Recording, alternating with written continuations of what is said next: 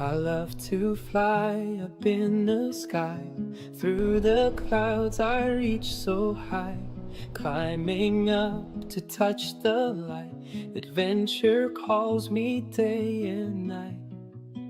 The wind, it sings a melody, guiding where I long to be. I'll spread my wings and chase the sun. No limits when the dream's begun. The world below fades out of sight as I soar into the light.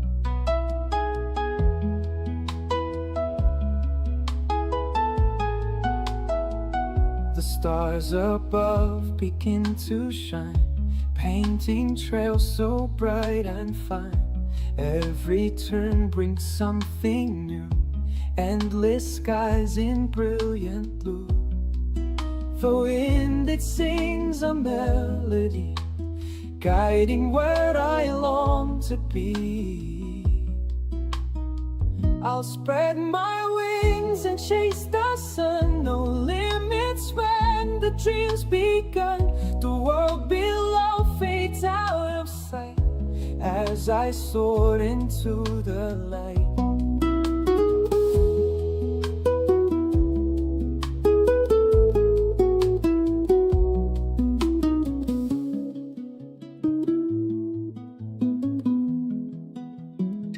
I'll spread my wings and chase the sun.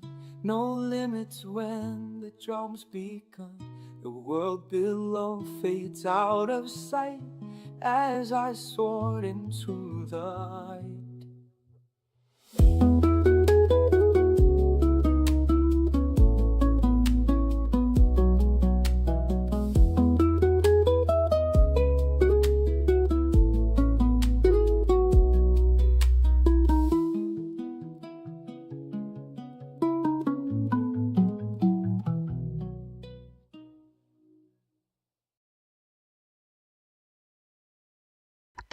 Good evening, everyone, and welcome to another flight on my world tour.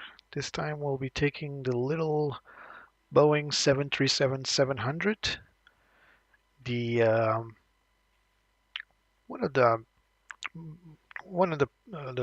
the most frequent aircraft on the ANA, All Nippon Airways fleet, and we're taking this little plane out of Taipei, Taiwan, to Tokyo Narita in Japan. Should be not a long flight. It's a short medium flight. But today the weather doesn't really look that good on our way towards Japan. So we'll do our best to avoid some nasty weather, but of course it's not really up to us. And yeah, I'm noticing already by looking at the picture that you're also seeing that this airport I got for Taipei, just like when we arrived, it appears the parking spaces are all wrong and they're pushing the airplanes away from the actual stopping point. So yeah, that's going to be a problem when that jetway is going to try to connect to our little plane. So yeah, it's a frequent thing. We've talked about that in the last stream. Apparently, doing that manually is not a good choice for GSX. But anyway, it is what it is. We're kind of used to GSX little quirks and features. So if that jetway will definitely or most likely not connect. Well, who knows? We'll see. You see the parking point is right there. So you see B737. The plane should be parked right there. Instead, it's parked right there. We can do something here. We can go to GSX and try to reposition the aircraft here. And no, see, still, didn't even move. So Yeah, it's the parking spot that's incorrect. There are ways to fix that, and we can try to. I mean, I don't want to waste your time, but you can go here to customize parking positions. You guys will not see the screen, but you will see what comes next. Entering editor. Please wait. All right, so we're in editor mode. And now we can try to move the plane forward a little bit, not by moving it physically, but by moving the stop point. See where the stop point is? So this is not correct. The stop point should be up there. Let's try to do that real quick. So first of all, I need to pick this one. All right. So now, no, not to the side. All right, so it's sideways. So you see what I'm doing? I'm just moving the stop point to the correct position. Let's see. Are we there? A little to the left and we'll be fine. I don't usually do this, all right? So I'm just doing this for the sake of the live stream so that you guys can see GSX working correctly. Whoever did this profile, probably freeware. I don't remember where I got it. Exiting from editing All right, mode. so whoever Please did this wait. profile, clearly, hello Jikol, hi, welcome. So whoever did this profile, like I was saying, did so incorrectly. And so let's see, now the plane should be parked a little more forward. Yeah, there it is. So now it's in the correct spot, the 737 spot. All right, let's not waste any further time. All right, we're in the cockpit. Let's put some sound to our simulation. Here we go. Oh, that's my throttle was full forward. All right, so Betsy's with us today. Hello, Betsy. So first things first, let's load the flight plan that we just created a moment ago. Oh, why is this keeps happening to me? All right, let me do that real quick. Give me a second here. So that would be, so the Navigraph is okay. Ah, see, Simbrief alias is off. Let me do that real quick. Stand by, don't go anywhere. I just need to do this real quick.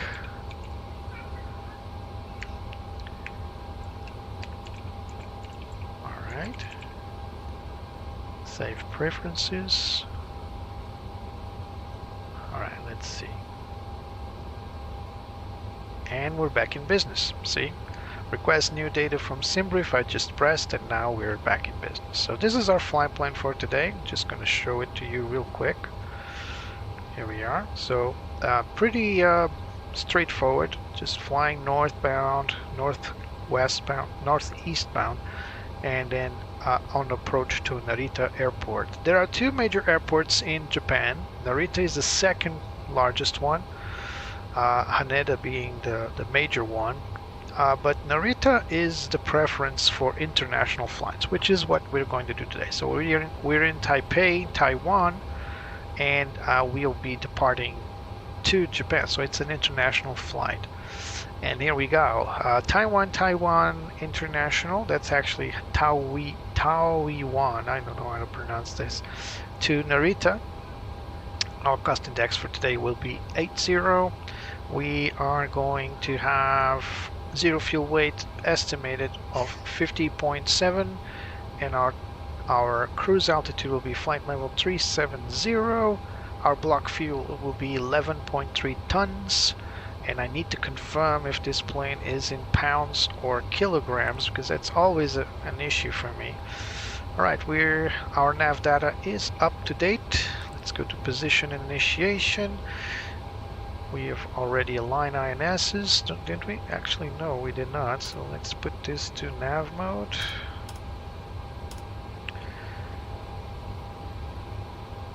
Let's wait for the prompt here on the FMS.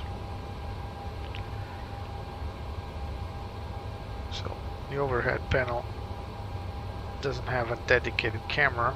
I need to set that up, but we can do it like this. So now it's in nav mode.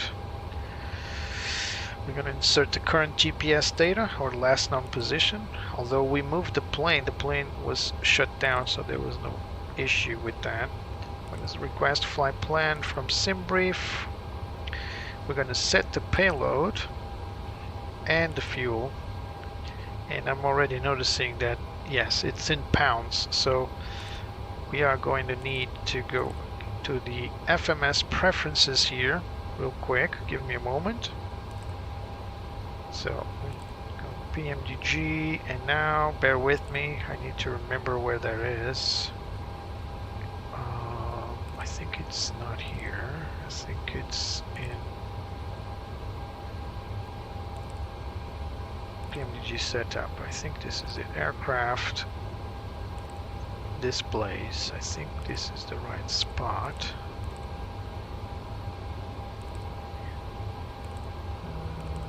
No, it's not. So I'm always lost. This menu is so big, and we should have one single menu for all planes to choose to just copy to all, instead of having to go each plane changing this. It kind of defeats the purpose of being a user-friendly. This isn't.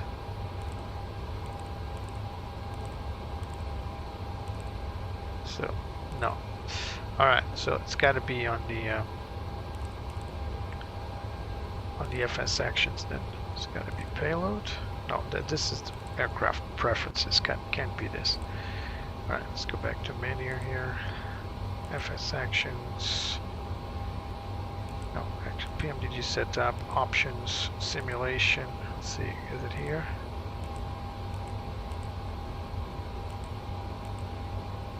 No. It's gonna take a moment. Seriously, PMDG, come on. Could make this a lot simpler, or just put it on the FMS or the EFB. Much simpler. It's definitely not on performance. It's got to be aircraft equipment. Let's see if it's here. I've been here already, didn't I? Because I mixed these menus quite a lot.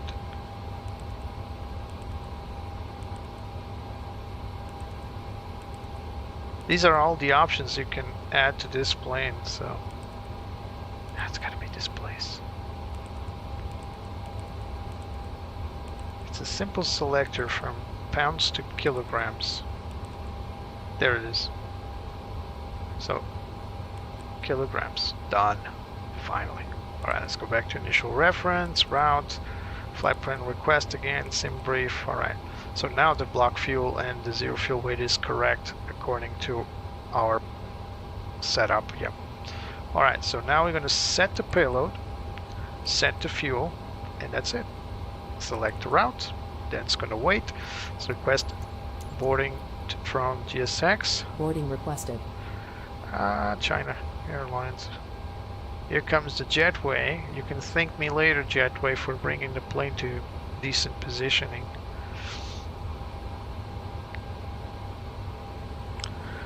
Okay, so route uplink ready. Let's load it. What's this sound?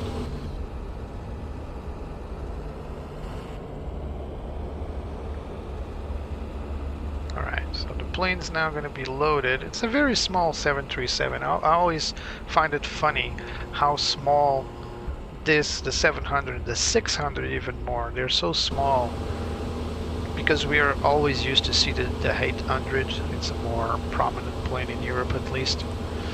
Alright, so route sent, activate, execute, done Narundo, and now let's get our clearance to Tokyo. Taipei delivery, All Nippon Whiskey Tango 8, request IFR clearance to Narita.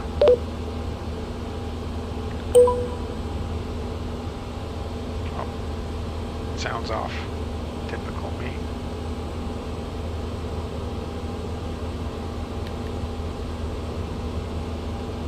So let's see.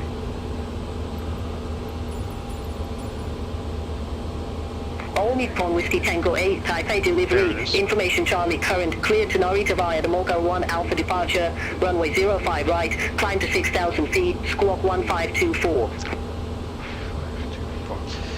clear to Narita via the runway 05 Romeo, depart via Malka 1 Alpha, to climb 6,000 feet, squawk 1524, All Nippon Whiskey Tango 8. All Nippon Whiskey Tango 8, read back correct. Contact ground 121.6 when ready for pushback or engine start. 121.6, All Nippon Whiskey Tango 8. Done. Alright, let's insert all that data. So we are going here for the departure. I really hate these labels. I wish they weren't a thing, but they are. Runway 05 Romeo via the Malki 1 Alpha. Execute. Index. In return. Looking good.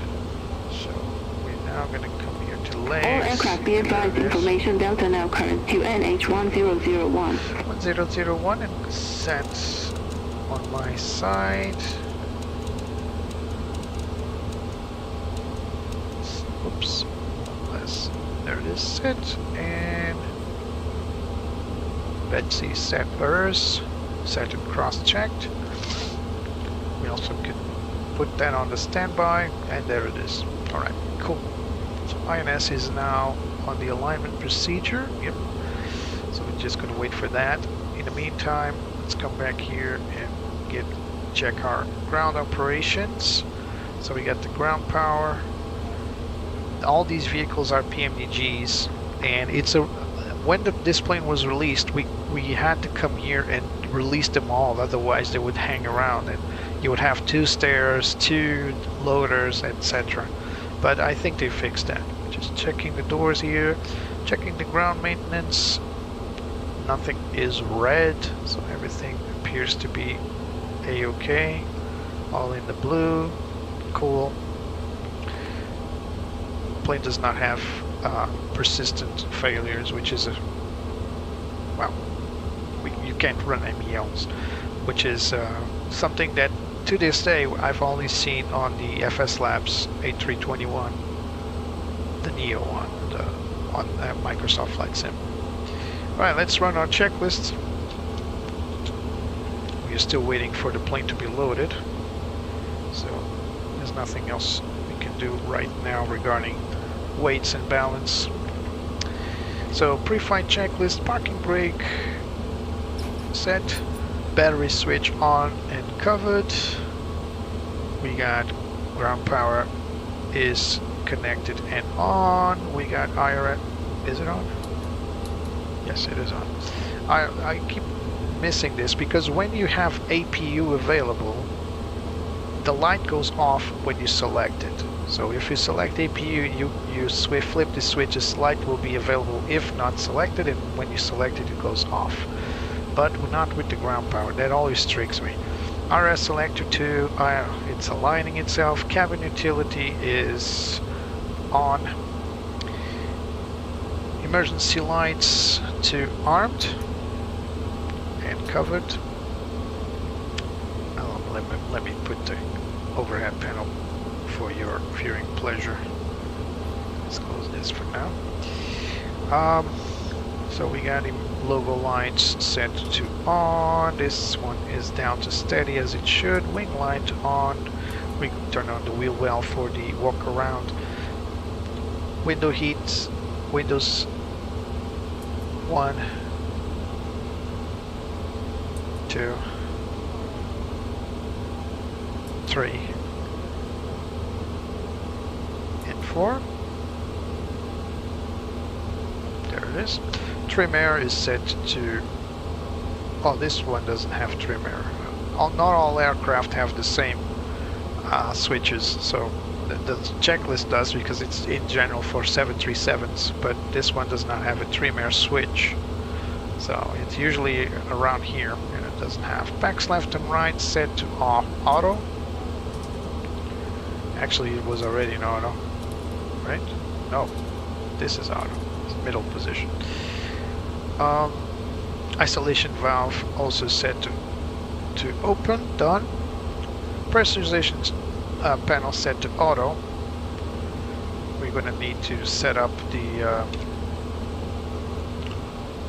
cruise altitude. Give me a second here. So our cruise is going to be 370. Hello Direxy, welcome. There it is. We'll set up our landing altitude in a moment. Fuel pump forward 1 on. Altimeters are set, 1001 and 10 set and cross-checked. Transponder set, altitude off, and we're going to set the transponder now. So first of all, altitude off, and now the code, which is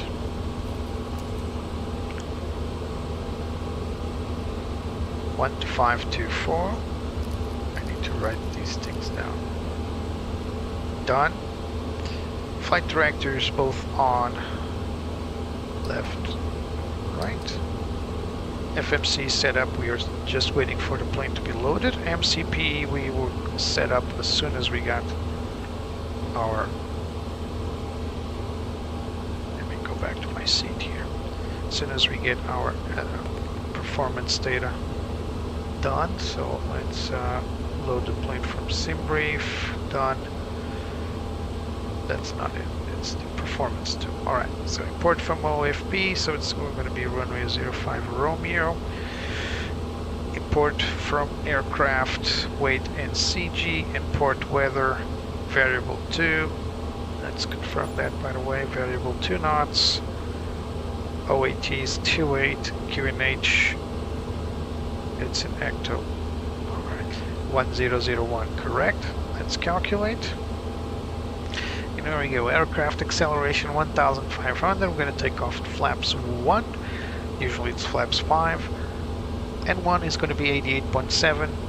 Our rating is going to be takeoff 1, flex to temperature 48 degrees, trim 5.5, V1 is 136, VR is 137, V2 139, and our VREF is 138, which is 1 knot below V2, which is strange, but alright.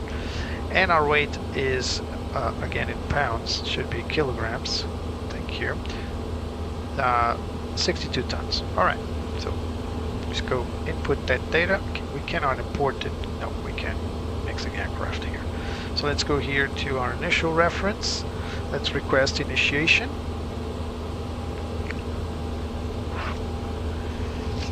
We're going to ask via data link for the aircraft data. Request has been sent. Still waiting. Alright, uplink. Load. Alright, flight level 370. And for our cruise altitude, the transition altitude 130. Execute. We zero fuel weight is 50.7, correct. Cost index 80. I think that's correct. We'll check in a moment.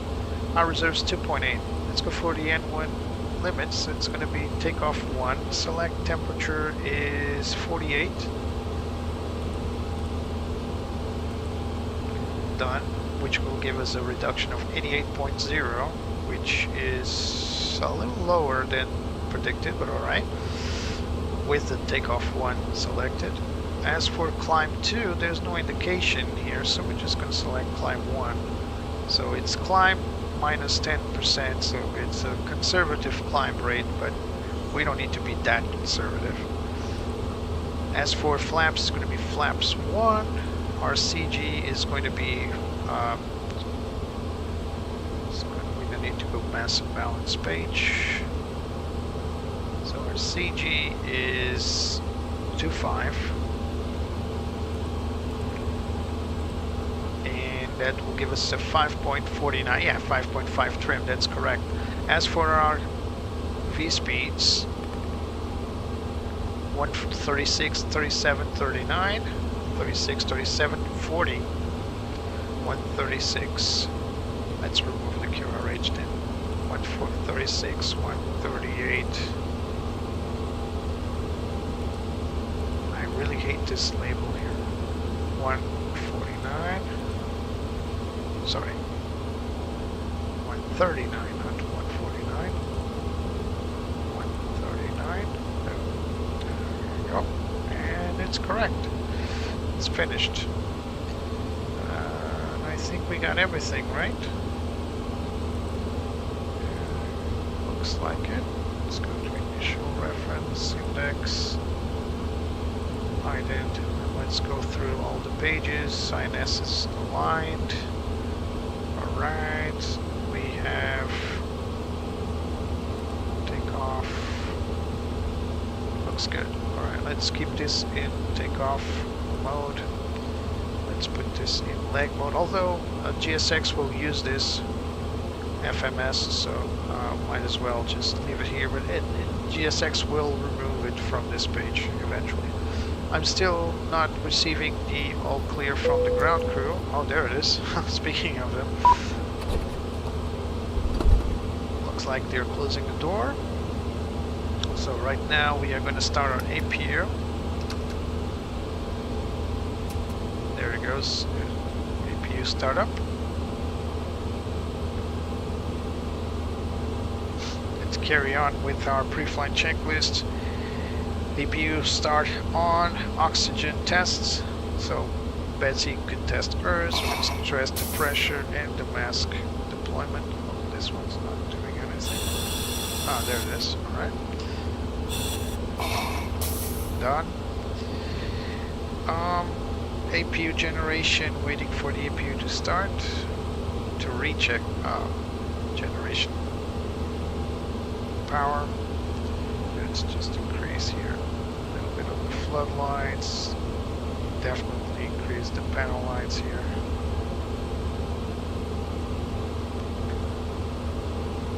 Waiting for the APU. There it is, APU gen. You see, once you select the APU, the light turns off, but that doesn't happen with ground power. So that always trips me to think, is that thing working or not?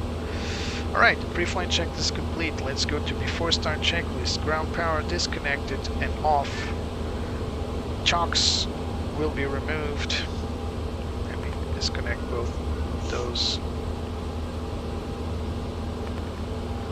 Ground operations, alright. So let's go back here. Let's release the ground power. Our parking brake is set, so we can set the chocks. Remove the chocks. Flight deck doors. Flight deck is closed. Both windows are also closed. Yaw damper. Let's turn on our yaw damper here. Yaw damper is on. Probe heat to on.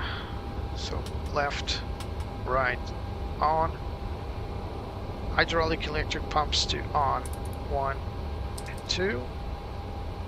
Passenger signs to on. Anti-collision lights set on. Packs left and right to off. And now we are ready to start the engines, but before that let's call GSX and tell them that we want to get out of Dodge.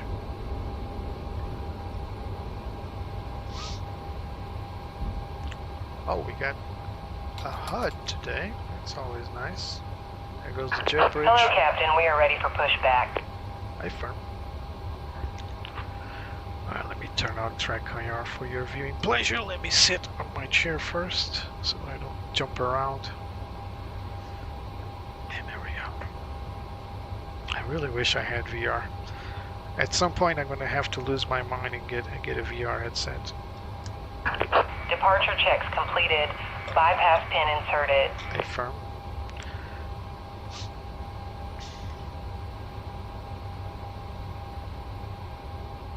What's the gate number here? Alpha 1. Alright. Ground, All Nippon Whiskey Tango 8 at stand Alpha 1. Request push and start. All Nippon Whiskey Tango 8, Taipei ground, pushback and engine start approved. Face southwest.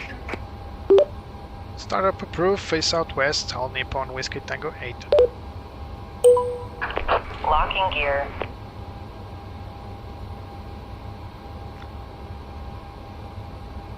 Let's set this to RTO. Gonna set our transponder to TRA before I forget, because I usually do.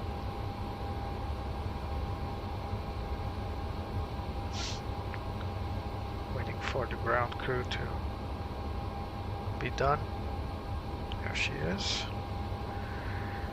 So they told us to face southwest, so probably tail to the left. Release parking brakes, please. Parking brake released. Commencing push. All engines clear. Start at will.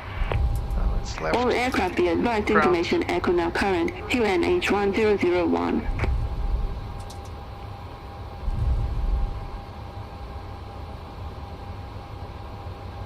Engine starting.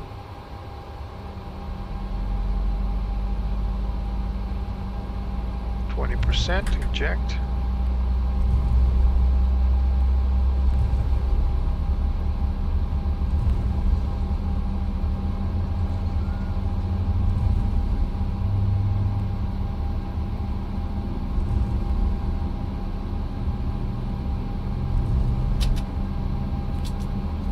Keep forgetting the fuel injectors. It's not on the checklist, that's why I keep forgetting them. I need a co-pilot, that's it. Air conditioning is of course off, as it should. Start number 2.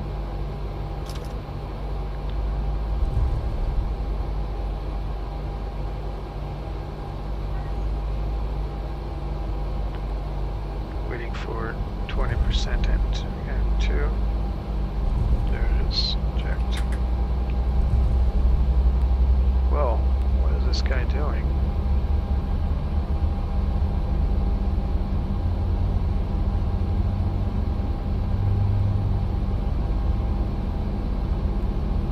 Here we go. Let's pick up our charts here.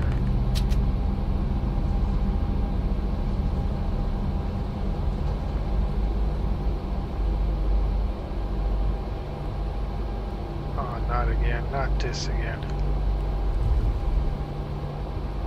Oh my god. Give me a moment. Again.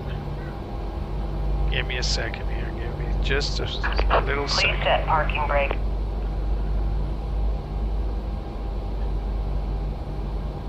Parking brake is set. Waiting your confirmation for a good engine start. I'm just trying my best to be quick about it. Sorry about that. It keeps happening to me. I don't know why Navigraph just keeps doing this. It resets my credentials, but it does that like crazy. I need to keep doing this over and over and over with all my add-ons, and it's just crazy. Give me one more second. Almost done.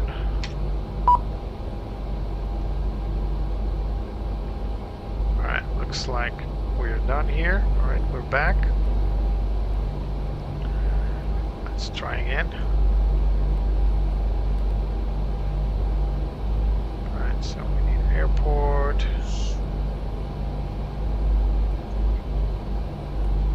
Airport and airport info, this is it. Alright, let's call it in.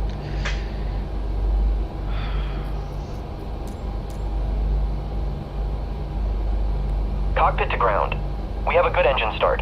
You can disconnect. Disconnect the APU.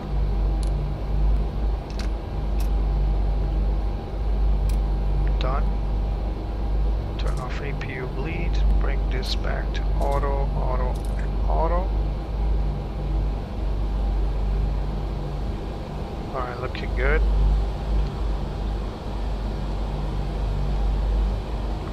For the ground crew to clear. Right, so before taxi Unlocking gear. checklist, engine generators both on, engine NTI is not required, auto brakes set RTO, flaps set flaps 1, done.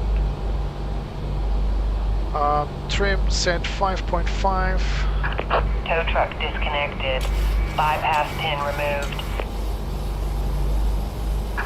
Left is clear. Right Done. is clear. APU off, APU bleed is off. Packs left and right auto, flight controls, let's check them out. Full deflection left, neutral. Full deflection right, neutral. Full pitch up, neutral. Full pitch down, neutral. Full rudder left, neutral. Full rudder right, and neutral. Alright, there goes the tow truck. Ground equipment is clear. We're going to request taxi. Taipei ground, All Nippon Whiskey Tango 8, request taxi to the active. All Nippon Whiskey Tango 8, taxi to holding point Sierra 1, runway 05 right via Papa, Whiskey 1, Quebec 1, Romeo Sierra 1. Taxi to runway 05 Romeo via Papa, Whiskey 1, Quebec 1, Romeo Sierra 1, and hold position Sierra 1 while Nippon Whiskey Tango 8. Alright, so here we go. Quite busy, but it is actually pretty clear. So we're going to taxi via P all the way to N1, which should be somewhere all the way down here. So, and then we're going to hold position at Sierra 1 because we need to go this side. So we're going to go through P. This is where we are at, all the way down here. Then on Whiskey 1 all the way to Quebec 1, and then Sierra 1 and hold position here. So pretty standard. Alright, there we go. Park and brake off. Oh, not this again. Park and brake off. Here we go.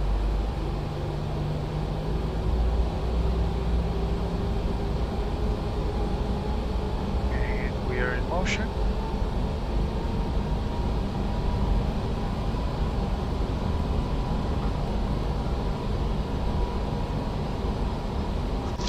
Set our MCP now, so I'm going to be V2 is going to be 139 plus 10, 149. We are cleared to climb to, I need to write this stuff down, 6,000 feet, and our runway heading will be 054.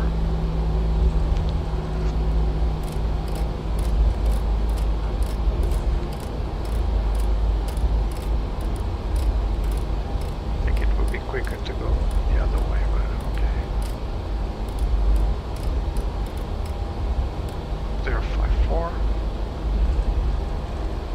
Alright, everything looks peachy. Forgot to launch the elapsed time, but there we go.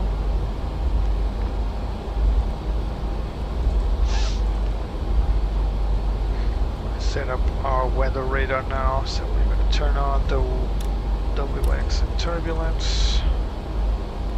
This guy is going to be set for terrain, and I'm going to be set for weather. Goodbye Taiwan, thank you for having me since yesterday. Today we got a lot less EVA planes. Actually got a China Airlines, China Eastern. Back there we had a couple of Starluxes. We got a KLM here as well. Another China Airlines. I think this is a Eastern again. And of course EVAs. EVA is the biggest Taiwanese airline. Starlux, the one we took yesterday, is kind of a low-cost newcomer, I think. It's definitely a newcomer. I'm not sure about being low-cost.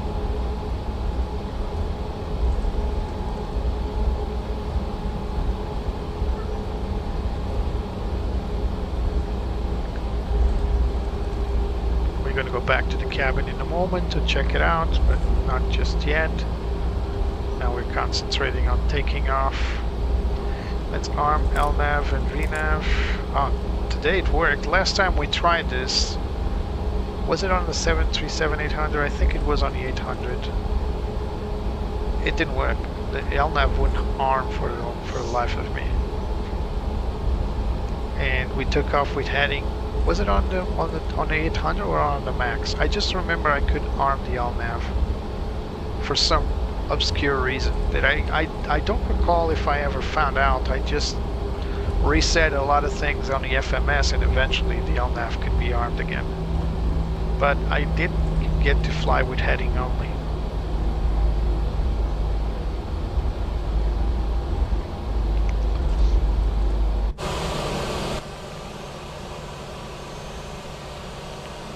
It's a pretty plane.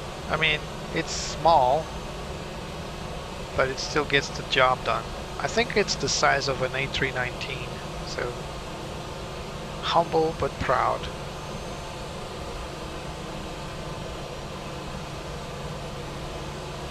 Well, proud to be humble. It's more like, oh, still have the wheel well lights turned on. Turn that off.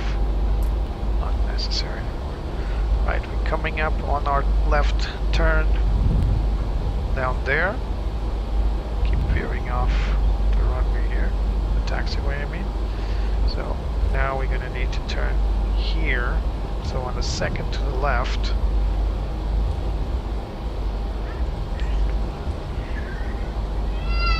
So we got Evergreen here, and we got EVA air installation there.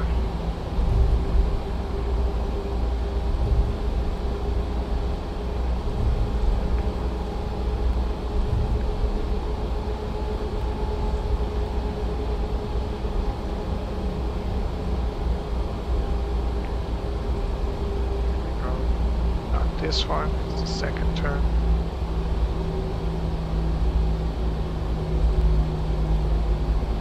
It's Whiskey 2. There it is. There we go.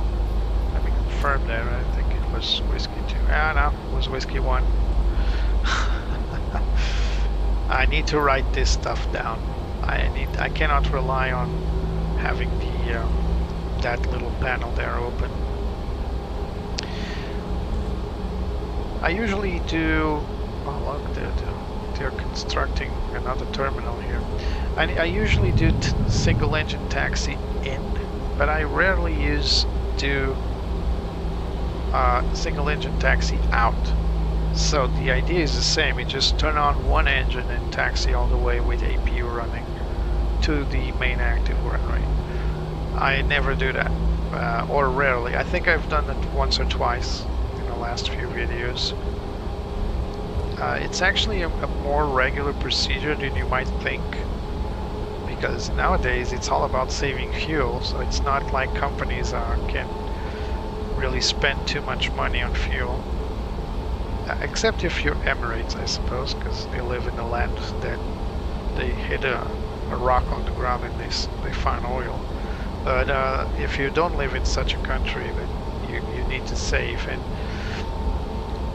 even big airlines that really don't have an issue with cash flow, they also save money on fuel. So single engine taxi out is a thing.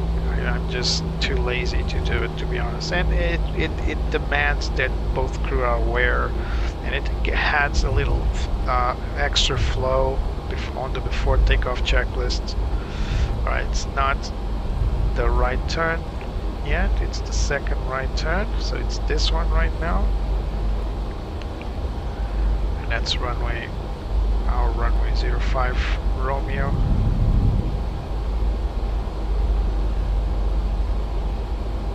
If magnetic headings change, it will become, in the future, probably will become 06. So it's on the verge, or the other way around. It recently turned 05. It works the same to both sides. So we are going to Sierra 1, so it's the last holding point, the third one on the left. We might be handed over to the tower very soon.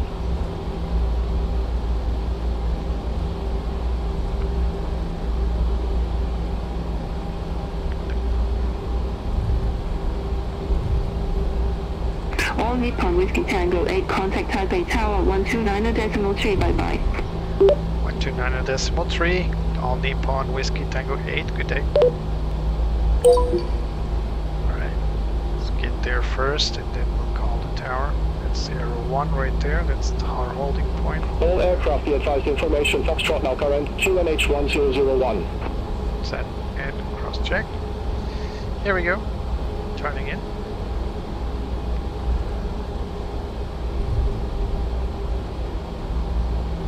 Visual holding point is the other one. This is the CAT 2. There's the visual. Approaching 05 right. Confirmed. Alright. So let's just read the before takeoff checklist. We'll do it in a moment. Parking brake set. Auto throttle is armed. Takeoff data is V1 is 136, VR is 138, V2 is 139. The weather and terrain display is set. Landing lights will be turned on once we get in on the runway. Position lights to strobe and steady. This flicker up. Taxi lights to off. Transponder to TARA. It's already there. Then start the clock once on the takeoff run. Bye bye. Tower, All Nippon Whiskey Tango 8, ready to go, runway 05 right. All Nippon Whiskey Tango 8, Taipei Tower, wind 040 degrees, 2 knots, runway 05 right, cleared for takeoff. Cleared for takeoff for runway 05 right, All Nippon Whiskey Tango 8.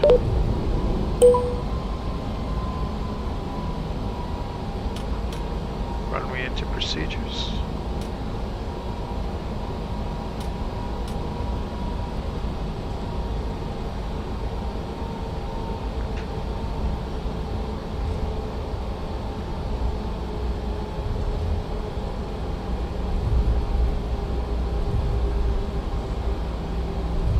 On runway 05 right.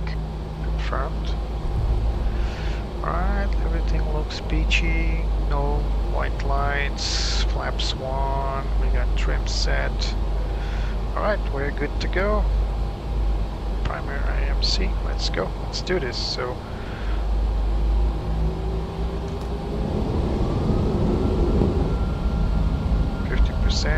and toga.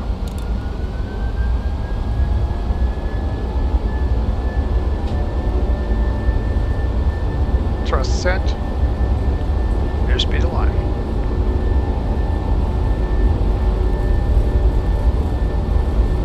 knots, thrust set.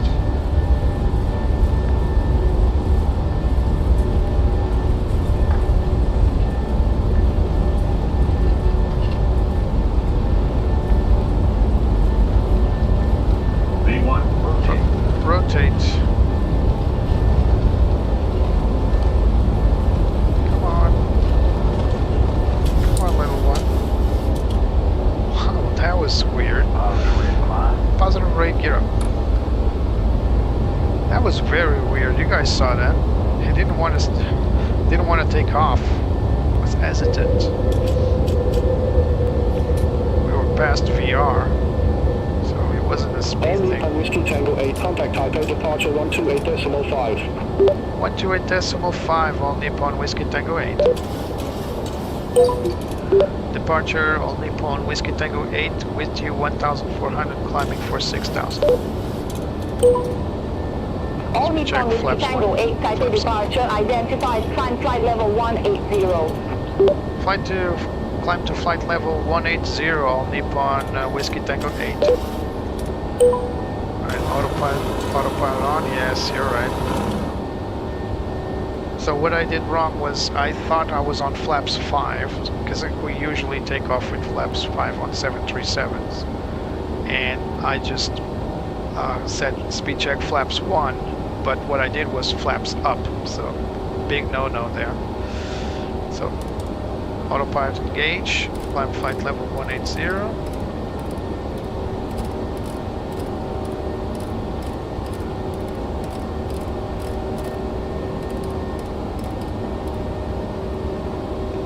It's stuff like this that create incidents, distractions mostly.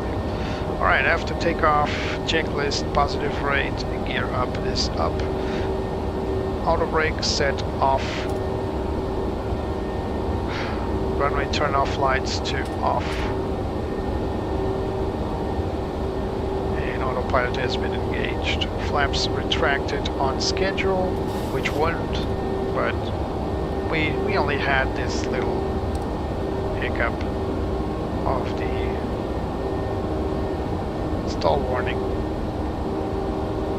It's this thing. It's the stick shaker. I don't think we can test this in flight. So it basically there's an engine in the back of my yoke here, and it will vibrate if I enter the stall buffet.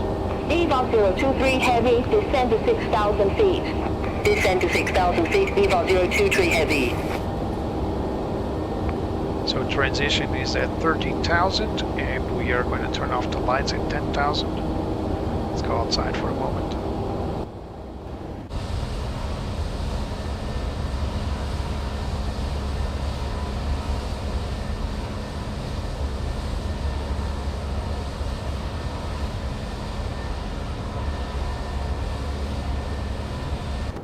The weather is a lot better than I thought it would be. And there we go again, this light that comes from the cabin area, it's creating this reflection here on the HUD. In fact, I'm going to take it off. I really hate this light. It's a thing with all 737s from PMDG. You guys need to fix this.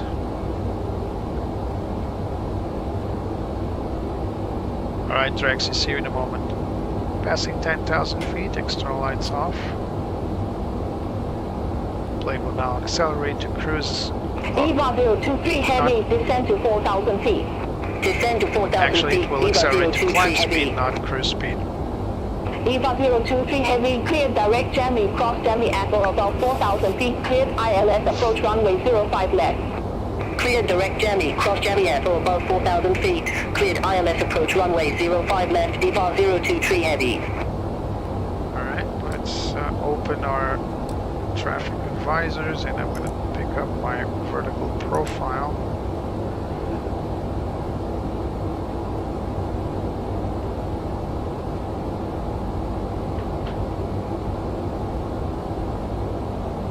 Climb checklist, altimeter set standard. Climb checklist above the line complete. Actually, below the line, passing 10,000 feet, I missed this. Landing lights to off, seatbelt signs as required. Now, climb checklist below the line complete. I'm going to turn off the seatbelt signs in a moment, just not yet. Oh, what is it doing? It should be turning left, not right. I think it overshot the turn here, and now it's coming back in. You see, the thing with RNAV departures that you need to go in the line. You cannot deviate on your own fruition. It's not relevant in places like these, but if you're on an RNAV departure from an airport that's surrounded by mountains, you don't want to steer off from the path, because you know what happens when that happens. Alright, so let's turn off the terrain, no longer needed. Let's get this one to weather. Betsy. Oh. Transition altitude set standard and cross-checked, also on the standby.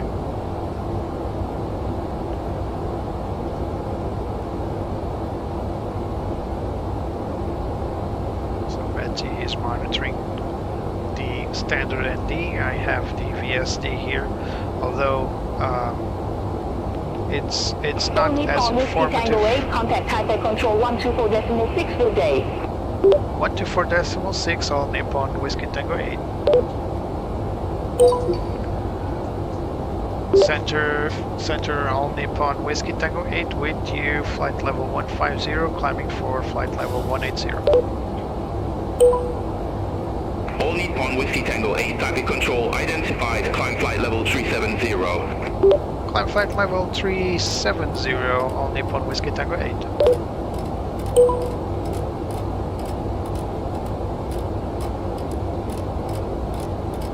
So these blink sounds whenever you hit the comms on beyond ATC, I've talked with the team, and apparently it's not just me asking for audio tones like 12 tones.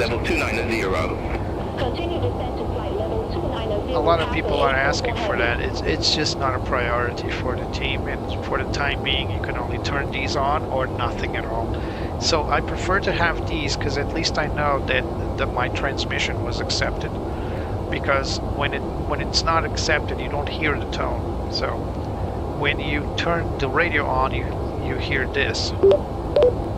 So it's open and it's closed. That's very helpful. You might, beyond ATC could turn this into a radio tone or something like that. But when it accepts my transmission or my request or my readback, it will give me yet a different tone, a third tone. That's the only way I know that my transmission was well received. Can I turn that off? Yes. And will it become worse or harder to use ATC? Not at all.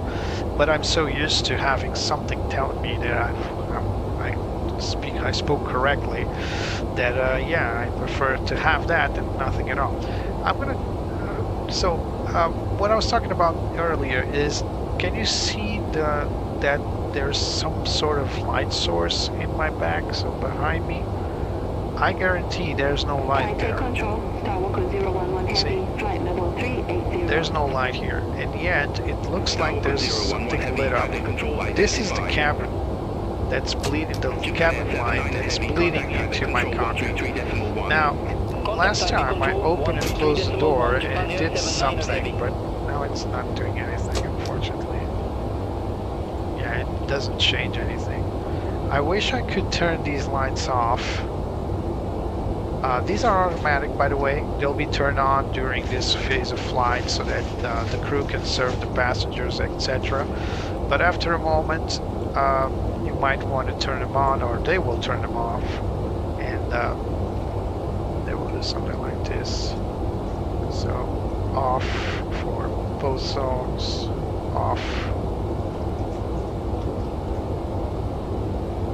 and off.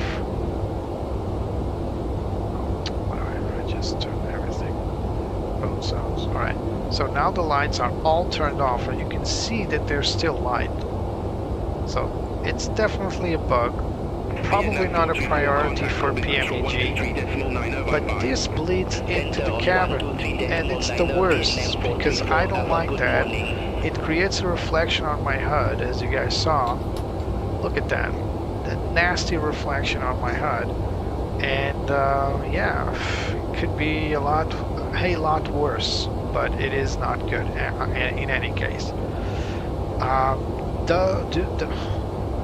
My line of thought is, does PMDG test their airplanes during the night? I'm going to say yes, because I don't see them not doing that, but it kind of makes you wonder. This is so visible. This light here, this predominant light here, this is so visible. I can't imagine no one noticed this. But yet here it is. That light bleeds into the cabin, from the cabin to the cockpit. On all 737s, this happens on the 800 as well. So it's not just an issue with this particular plane. I'm just checking what this is. A light bulb. Anyway, I don't need a HUD, not right now. And I'm gonna turn Taipei back. Control, Starwalker 031 Heavy, passing flight level 384, climbing to flight level 400. Lights to automatic, because they will turn them off in a moment. Starwalker 031 Heavy, Taipei Control, good morning, identify, it's continue back climb on. to flight level 400. Continue I climb think to it's flight this level light 400, here that Starwalker never turns 031 off, Heavy. that's bleeding into the cockpit. Looks like it is, see? And now if I close the door, Starwalker 011 Still Heavy, there. cleared grades 1 Alpha, arrival runway 5 right. Clear grades 1 Alpha arrival, could also runway be 5 right, something Starwalker connected with the 011 floodlights. Heavy. No, this is the one there. 'Cause there's a big light right there. A bulb, at least. No actual light there. This bulb right here is a light, but I don't think that's the one that's doing all this.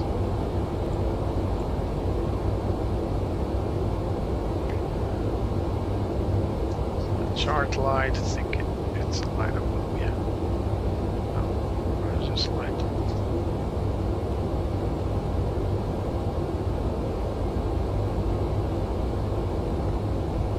Should be this, or is this the map light? Oh, this is the map light, alright. Chart light should be a light here, illuminating this area Taipei here. Control, Delta 89 Heavy. Good morning. No, flight it's level definitely 400. that cabin light that's bleeding in. Delta 89 Oh, well. Heavy, Taipei Control identified. But just turn on Betsy to reply so I don't miss. Wrong panel. Alright, so Betsy is going to reply now.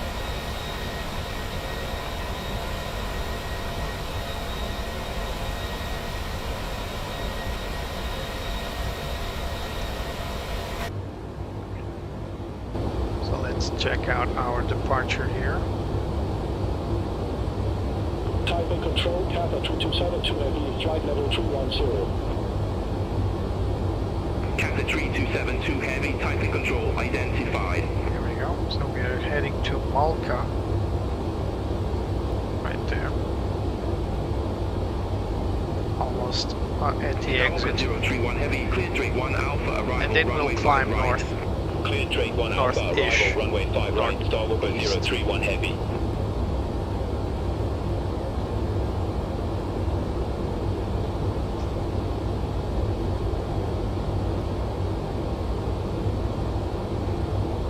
Starwalker 011 Heavy, report ready for descent. Ready for descent, Starwalker 011 Heavy. That's the Star Starwalker 011 Walker. Heavy, descent That's to flight level Starlux. 190. Descent to flight level 190, Starwalker 011 Heavy. We got a nose wind. We also had a nose wind arriving in Taipei. It was actually pretty rough. Yeah, 30 something knots if I recall. Dead on nose wind. This one is a little sideways, but it's still a nose wind.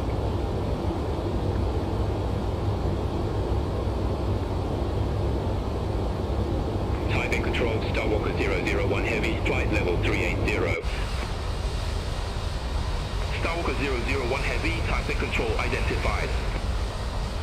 Delta 89 Heavy, contact Taipei Control 133.1. Contact Taipei Control 133.1, Delta 89 Heavy, take care.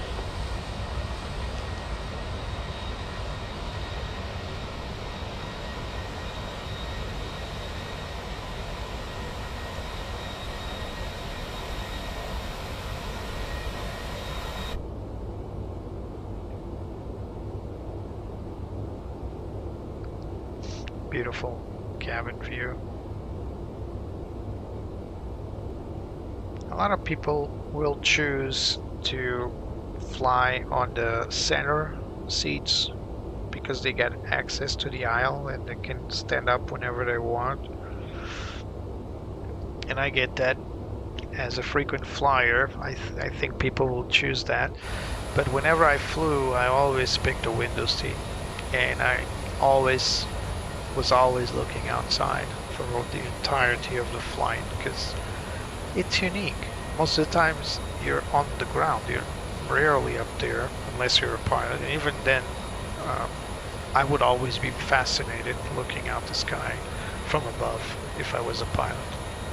So when I was a passenger in the back seats, I always looked out to the sky like this. This is my favorite seat, by the way, the wing. Kind of makes you dream about being up there controlling the plane, because you can see report ready for descent. the inputs from either the autopilot interstage or from the pilots when on the final stage, or the terminal stage. And yes, I flew 737s. I remember this wing very well, looking from the cockpit. Most planes I flew were Airbuses, but I flew a few 737s. In fact, I flew a 737-700 from EasyJet. Go figure. In the beginning, EasyJet did have 737s, and I was lucky enough to fly them, because after a while they switched to Airbus and they got rid of all their 737s. And I think the 700 was actually pretty rare, even for EasyJet. But that's the plane I flew. I remember it perfectly. About 20 years ago. Clear Drake 1 Alpha, arrival runway 5 right. Clear Drake 1 Alpha, arrival runway 5 right. I remember that the flight attendant had a lisp when speaking on the comms. Poor girl, there's nothing against that. I just found it funny because it's one thing I remember from it. And I remember going to my ticket, searching for the flight number so I can ask what plane was it. So I knew it was a 700 for sure. Taipei Control, Air Canada 7 Heavy, flight level 400. Air Canada 7 Heavy, Taipei Control identified. Taipei Control, Asiana 752 Heavy, flight level 390. Asiana 752 Heavy, Taipei Control identified.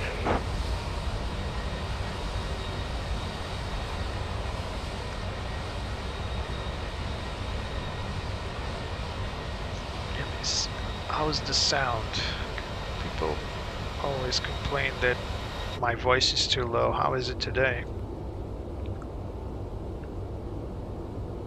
Looks good to me. Taipei Control, Vietnam 430, flight level 350. Vietnam 430, Taipei Control identified.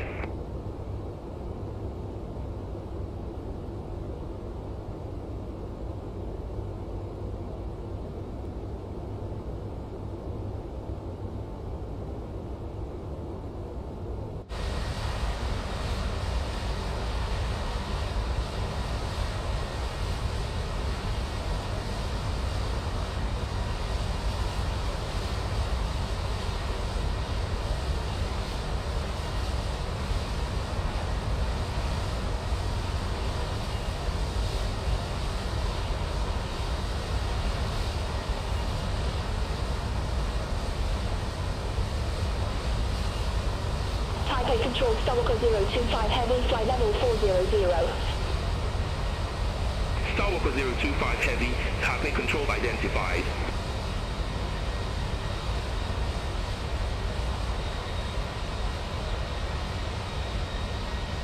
Air Canada 7 Heavy, contact Taipei Control 133.1.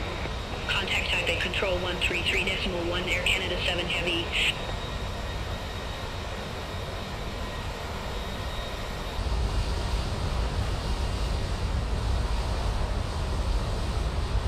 Taipei Control, Singapore 616, flight level 350. Singapore 616, Taipei Control identified.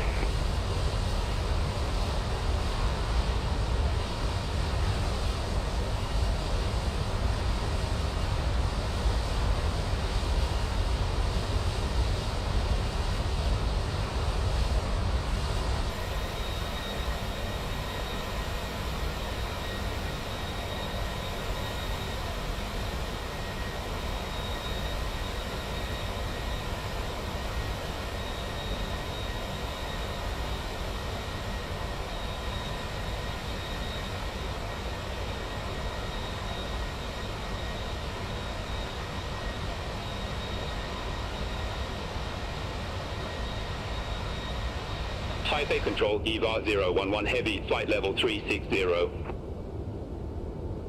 EVA 011 Heavy, Taipei Control identified.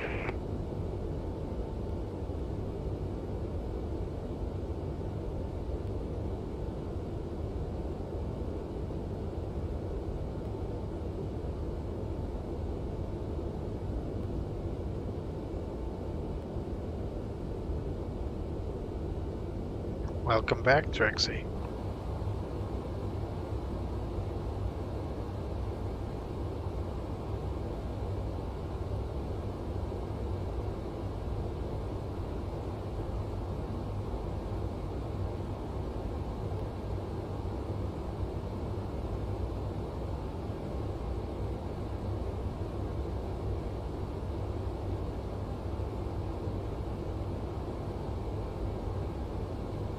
Taipei Control, EVA 049 Heavy, passing flight level 411, climbing to flight level 430.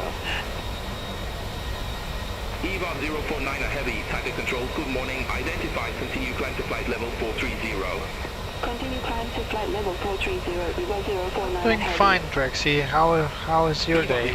How's it been? Descend flight level 210. Descend flight level 210, EVA 049 Heavy.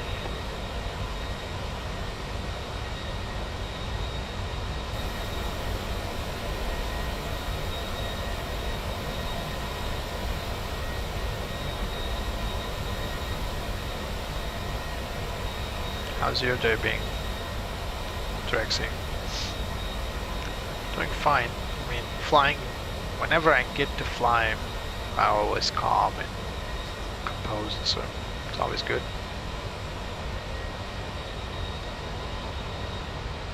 Taipei Control, Vietnam 318, flight level 310. Vietnam 318, Taipei Control identified. Heavy rain, yeah, I heard. You're in Manchester, right? Yeah, I heard in the UK it's been pouring cats and dogs. We had that kind of weather too. Today it rained a bit in the morning, but then it passed. So, yeah. Not bad. Not bad at all.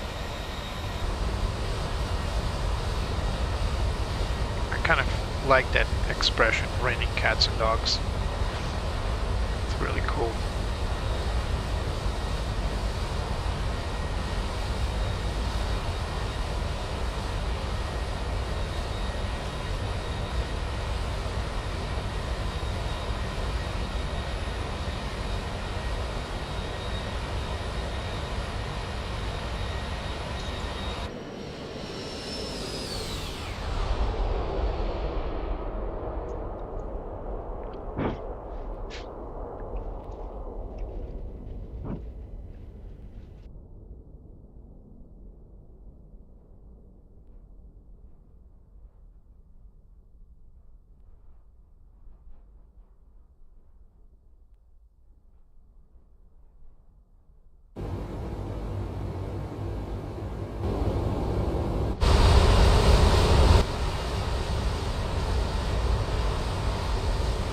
Taipei Control, Thai 656 Heavy, flight level 410. Starwalker 011 Heavy, descend flight level 180. Descend flight level 180, Starwalker 011 Heavy. Starwalker 001 Heavy, descend flight level 300. Descend flight level 300, Starwalker 001 Heavy. I like that call sign. I like Star Walker. Type 656 It reminds me of Taipei Control Skywalker identified. from Star Wars. You know, I have a friend that lives in, I think it's near London, to be honest. I don't really know for sure. And, well, I know he lives in the UK. I just don't know if it's London or not. And he told me that he was, like, stupid sick, you know, from these weather changes. And look at Taipei that. Control, Dynasty 003 Heavy, good morning, flight Check level something 400. It looks like the plane stopped climbing. Dynasty 003 Heavy, Taipei Control identified. Look at that. Vietnam 318, contact Kobe What Control is that? 123.9. Contact Kobe Control 123.9, Vietnam 318. This is correct. Cruise altitude 370. We're not really. We are at climb wind speed. So, not sure. Let's hit max rate. Let's see if the plane Taipei can Control, go. Vietjet There 968, good morning, flight level 330. Something fishy. So the plane was out of performance. We did select climb 1. So maybe that was the issue. Let's climb performance because we want to get up there as fast as we can. In the meantime, let's turn off the seatbelt signs for the packs. Taipei Control E+027 Heavy, good morning, flight level 330. I've never seen a 737 plateau like that. It kind of goes slow, like 500 feet per minute, until it burns the fuel. That it does, but I've never seen it actually plateau and hold. And if we come here to the lakes, we should be at Mumba, which is, well, at Mammoth 353. It's probably already calculated using our max rate. Dynasty 003 Heavy, descend flight level 200. Descend flight level 200, Dynasty 003 Heavy. So in these kinds of flights, especially if you are on a schedule, you want to get up there as fast as you can so you don't spend too much fuel on the climb or holding altitude. Contact Corbett Control 123.9, have a good morning. The faster you... 123.9, All Nippon Whiskey Tango 8. Corbett Control. We're at Kobe Control already in Japanese airspace. Level 370 direct numbered. All Nippon Whiskey Tango 8, Corbett Control identified. So let's switch this to Navigraphs. Japan Air 726 And there we go, this is Contact Corbett Control Japan 119.3. airspace. Center on 119. And we're already in it. Japan Air 726 Heavy.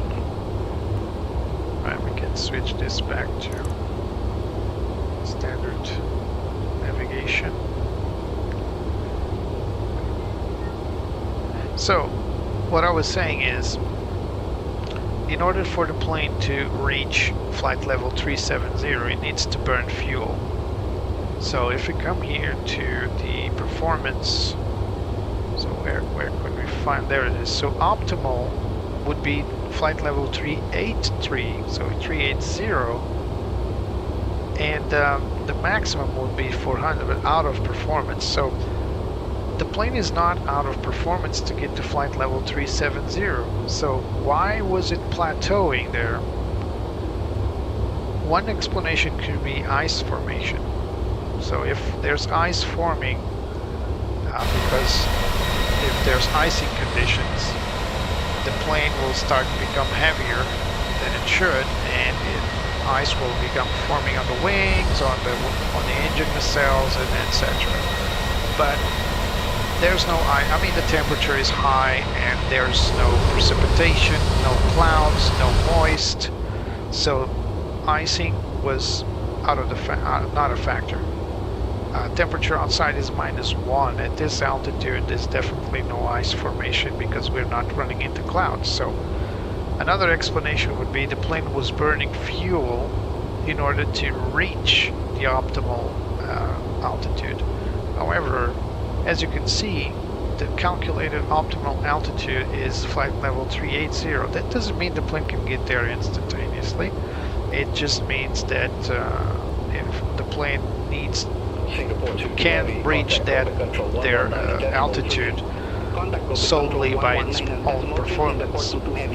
Furthermore, we got wind. We got 33 knots of wind, so that would help lift, unless you're at very low speeds and you need flaps, but that's not the case. So very, very weird. This is what it should be doing. So reducing the climb rate as the air gets thinner, the plane will no longer have the same performance. There's not enough airspeed on the wings to keep up with 1,000 or 2,000 feet per minute, and it will slowly reduce the climb rate, not stop like we were observing earlier. That was, in my humble opinion, that was kind of a bug. we did select the climb 2 option, so climb 1, sorry. So climb minus 10% performance, but 10% would still enable me to climb, albeit slowly. And now the only way to beat that was just by pressing maximum rate, and here we are. So if we go back to Econ, my suspicion is that the plane will hold, it will plateau again. So I do not want to do that. Contact Taipei Control 124.6. Contact Taipei Control 124.6, Learjet 821.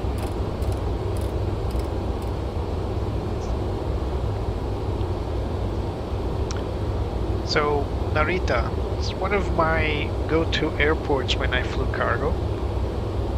Lots of cargo flights to Narita. I was flying UPS to Narita quite often, but of course I was based in US, well, virtually based in US. Whenever I flew from Europe, I rarely went anywhere beyond the Middle East. Even when flying cargo, it was always around Europe. 1,000 to go.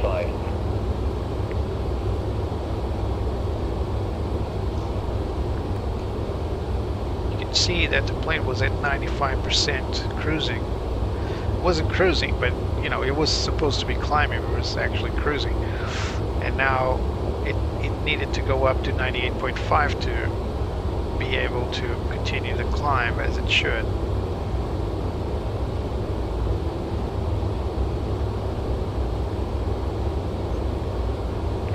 Modern day jets will always try to climb as low as they can while maintaining performance, but what this plane was doing was ridiculous. Center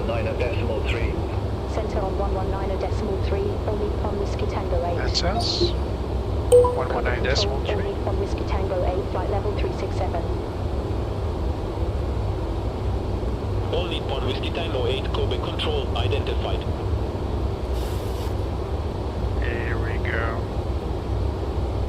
Here we go.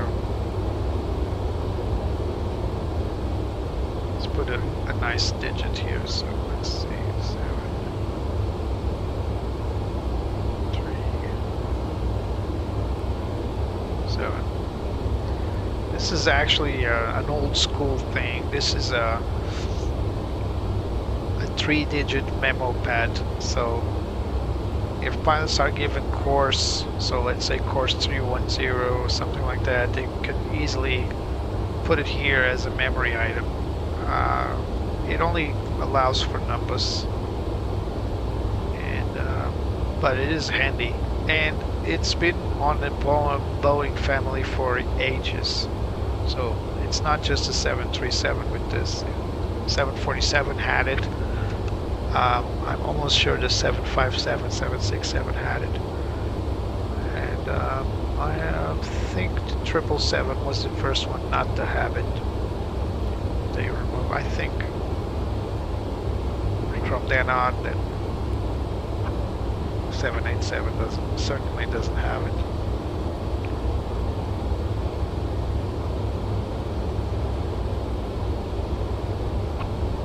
It's a remnant from the time where engineers would think what could help pilots, and where pilots were on the cockpit, they often brought something from the military experience and from flight testing. And I'm pretty sure I've seen something like this on military aircraft. So it's a quick memo item. So maybe the military aircraft had this because the Boeing 737 had it, and they thought it was a good idea to put it on military airplanes too. I'm not saying one influenced the other, but pretty sure lots of flight testing was performed by former military pilots, and they definitely brought their knowledge to Boeing to develop these planes. That's a given. Good morning. Identified. Continue descent to flight level 390. Continue descent to flight level 390, Japan Air 70 Heavy. One of the things it brought from military is this, the HUD. It's a very handy piece of equipment for IFR conditions and also IMC, especially IMC. So IMC stands for Instrument Meteorological Conditions. So anything up from Cat 2, Category 2 landings on ILS is a challenge to look out for, you know, recognizing the runway while looking in for instruments. So the HUD exists not to help you follow your flight plan. That can easily be done with the PFD. It was brought to civilian aircraft as an auxiliary for high stress conditions, high concentration conditions, such as landing with no visibility or little visibility. And especially this plane, for example, with this HUD can be certified for Category 3B, Cat 3B landings, which is absolutely auto land with no visibility at all. The plane can land with no visibility because it has a HUD. How would the HUD help with that if it's the autopilot landing? Don't ask me. I don't know what the limitations for that certification is. But for Cat 3B, only planes equipped with, well, not just the HUD, but equipped with special devices and specialized performance enhancements. I don't know. Not all planes get to fly Category 3B. And if you're below minimums for your aircraft, you have to divert if you cannot land on that airport. If you go down at minimums, so Cat 2 minimums, let's say it's 100 feet. If you, at 100 feet, look out and you don't see the runway, go around. And you might make the decision to go to the alternate. But with the HUD, if you're below Cat 2, so let's say if you're Cat 3 or something like 50 feet decision height, you might modify it to Category 3B or use the HUD as a safety device. The HUD not only draws the ILS guidance, so localizer and glide slope, it will also draw the runway. So you will see like a polygon of the runway. It's not very precise. It's actually always deviated a little bit, but it's enough to draw the outline of the runway. You know the runway is right there, and you might not even be able to see anything outside, but you can guide yourself towards it and land safely. And of course you also have the ILS itself, an instrument guiding system that doesn't rely on visuals. But yeah, this is inherited from the military. The military were the first to implement the HUDs as a navigation device on fighter jets. And now it's on civilian airplanes and cargo military aircraft as well. The C-17, the Hercules, the modernized Hercules, and I believe the KC-390, if I'm not mistaken, also has a HUD. And the A400M.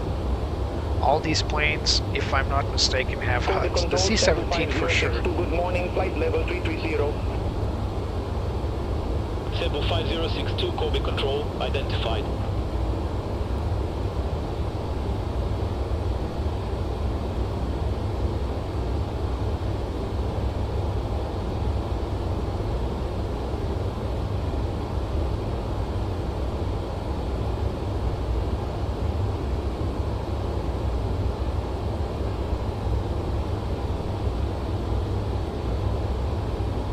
Alright, now that we are at altitude and in cruise and there's a lot to go, I'm going to engage the time compression. Set auto cruise compression to on. And now the clock turns green. And this is a smart system that it will break or it will come back to non-compressed time whenever it needs to come back to non-compressed time, like in turns or altitude changes. Anything you do on the aircraft to maneuver it, it will bring the plane back to normal time.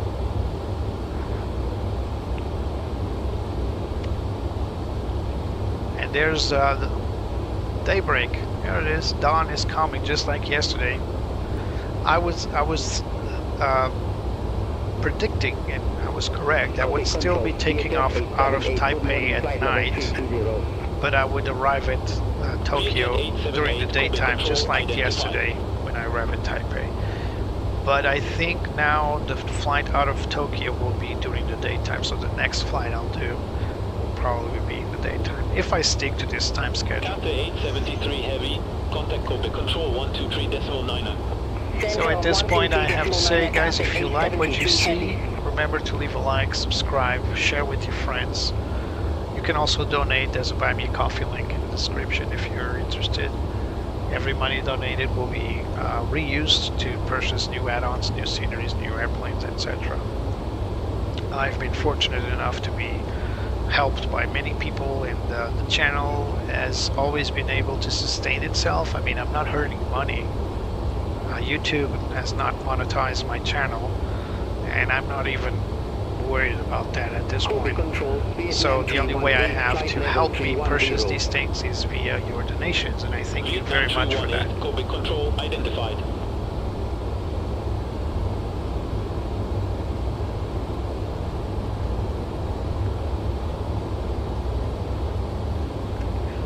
All Nippon Whiskey Tango 8, contact Kobe control 132.3. Let's go to Kobe. Control 132.3, All Nippon Whiskey Tango 8. Not Kobe. Kobe is the other guy. Kobe control. Kobe. All Nippon Whiskey Tango Kobe 8. is the right pronunciation. I'm not Japanese. I don't speak Japanese. But ATC is saying Kobe. It's not Kobe, it's Kobe. Koba. Kobe, Koba, Koba. It depends on the accent actually, but it's not Kobe or Kobe. It's Kobe. So Kobe or Kobe, not correct. Kobe. Kobe. Someone just sent me a message. It's whatever, man. Yeah, you're right. It's whatever. Sorry if I disappointed you with my Japanese here, or lack thereof. It's just friends. It's alright. They're not insulting. They're just mocking me.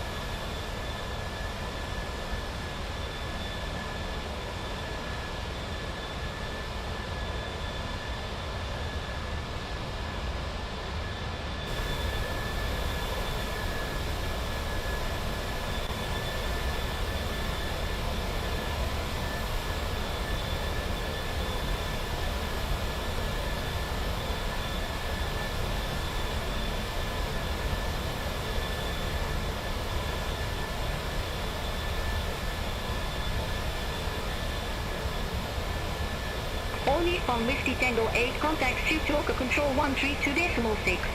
Center on 132.6, All Nippon Whiskey Tango 8. Fukuoka Control, All Nippon Whiskey Tango 8, good morning, flight level 370. All Nippon Whiskey Tango 8, Fukuoka Control, identified.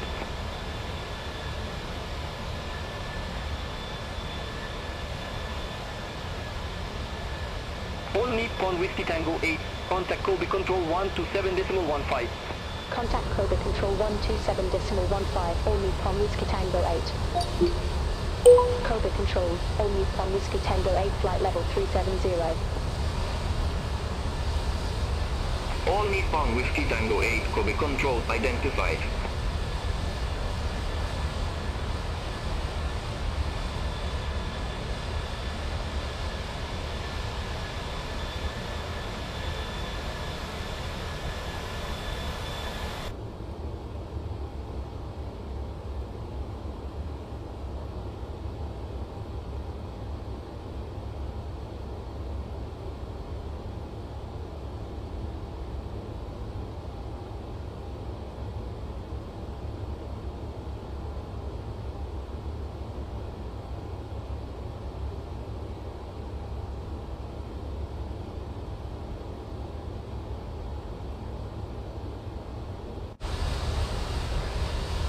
And I'm back. Sorry, I had to go on a little break here unannounced. I had something pressing that needed to do, but I'm back. And yeah, look at that. We are at almost 50% of our flight here. You know, these flights are long, about 3 hours.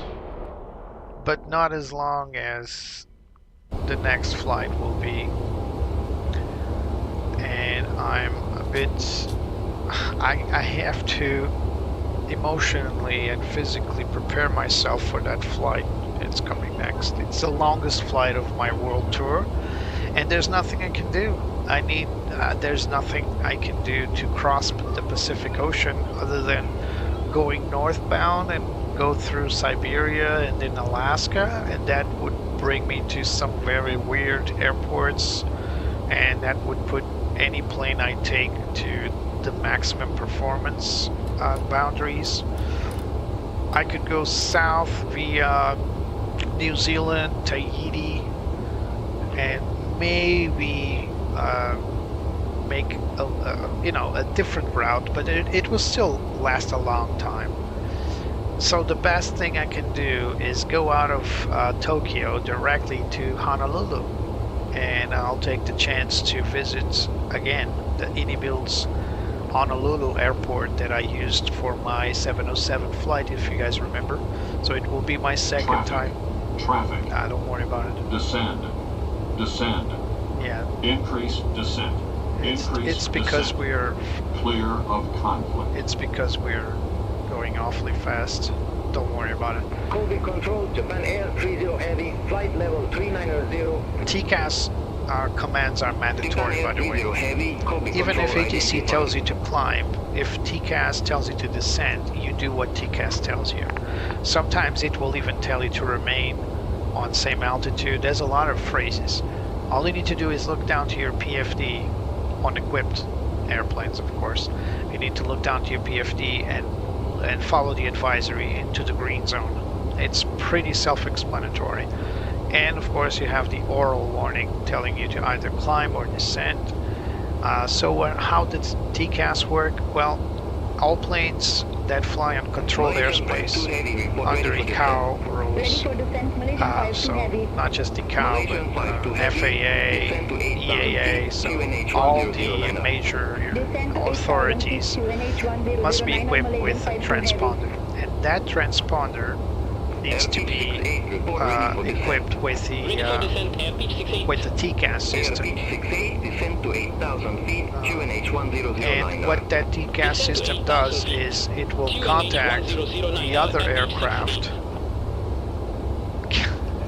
I'm so unlucky with these devices. They never go where the sun is. like I was saying, the TCAS system will contact the other plane, and the other plane and the TCAS between your plane and the other plane will decide who climbs and who descends. It's not you, it's the system. So one plane will climb, the other will descend, so they can perform an escape maneuver that's pretty much decided in a split second. Below 1 second, actually. It's almost instantaneous. And it's mandatory. And the reason why it's mandatory to follow TCAS has to do with a tragedy of a flight over Switzerland. I think it was Switzerland. It was over an European country, over Russian or Soviet airliner and a DHL cargo plane. And unfortunately, the DHL was equipped with the proper TCAS system, and the TCAS system told it to do something like climb or descend. I can't remember what it told it, but the air traffic controller completely switched the up or down angle of both planes. I believe the DHL flight decided to obey the TCAS because, again, that's mandatory now, but it wasn't back then. And the Soviet pilots had a different instruction, so they followed ATC, and so they collided. Unfortunately, everyone on board, you know what happened. And what's even worse is that the air traffic controller was found not guilty. He was doing his job, but the families of the Russian victims were not so understanding, and I don't know if they actually did it, but I think they tried to unalive the ATC controller. Not sure if they accomplished it or not, but you can imagine that being Soviet, they probably weren't just regular people. They probably were connected to some organization, and they knew exactly where their guy lived, which is unfortunate. It was not the ATC fault at all. It was just a system that wasn't implemented correctly. A TCAS was working on one side, but not working on the other side. I don't even know if the Soviet plane had TCAS. I think it didn't have TCAS. And there was a discrepancy between procedures for sure. One obeyed to the system, the other obeyed to the air traffic controller, and the rest is unfortunate history. So 62% of our flight already. So we are going pretty fast now. This is where we are at. So Japan is somewhere beneath those clouds there. We're going so fast that there's a pattern here of cloud formation. StrataWX does make a good job to avoid this, but once you're going this fast, not even Flight Simulator can keep up. So it will project these weird lines. And yes, Japan is somewhere down there. Japan has a lot of islands. I didn't know. I was reading geography for Japan. It does have a lot of islands. Little ones, this bigger one. There's one particular island I remember quite well from the game The Ghost of Tsushima from PlayStation. But don't ask me about any other islands because I don't know. I don't even know where Tsushima is. It's probably one of these small ones. Probably one of these, like this one or this one. I'm not sure where. I do remember that it was kind of a hideout for not outlaws, but from the Mongol invasions.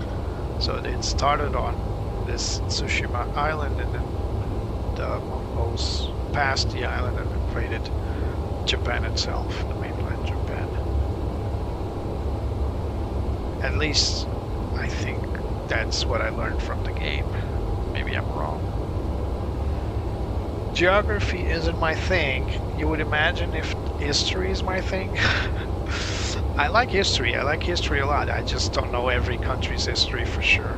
I struggle to know my own country's history. So I'm looking ahead and I'm seeing these clouds getting bigger, taller. We'll see if we need to decelerate, because if we enter the soup, we might need to decelerate time, go back to normal time.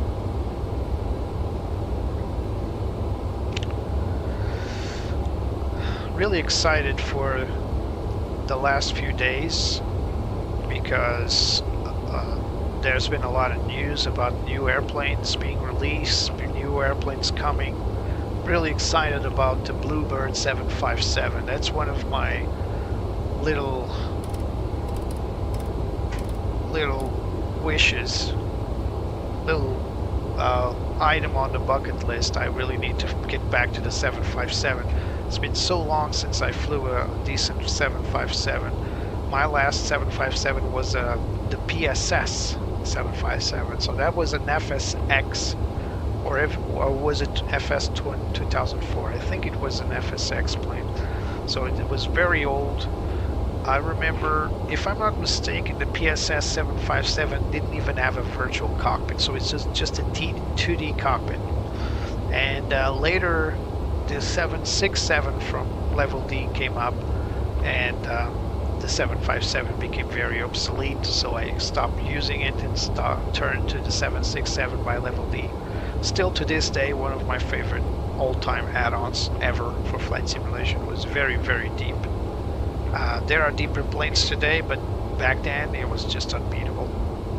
I even had the flight manual on a binder that you could buy from Flight 1, if you guys remember that, those that are from that time.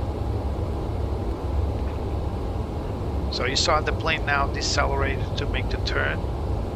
So right now time acceleration will be a bit more erratic, and that's by design. And while we're at it, let's bring up our flight plan here. Let's bring up our routing, and let's prepare our descent, although it might change. We can still use it. So we're going direct to RAAS, and we got the RAAS T. Not sure if this is an RNAV star. Let's check that out.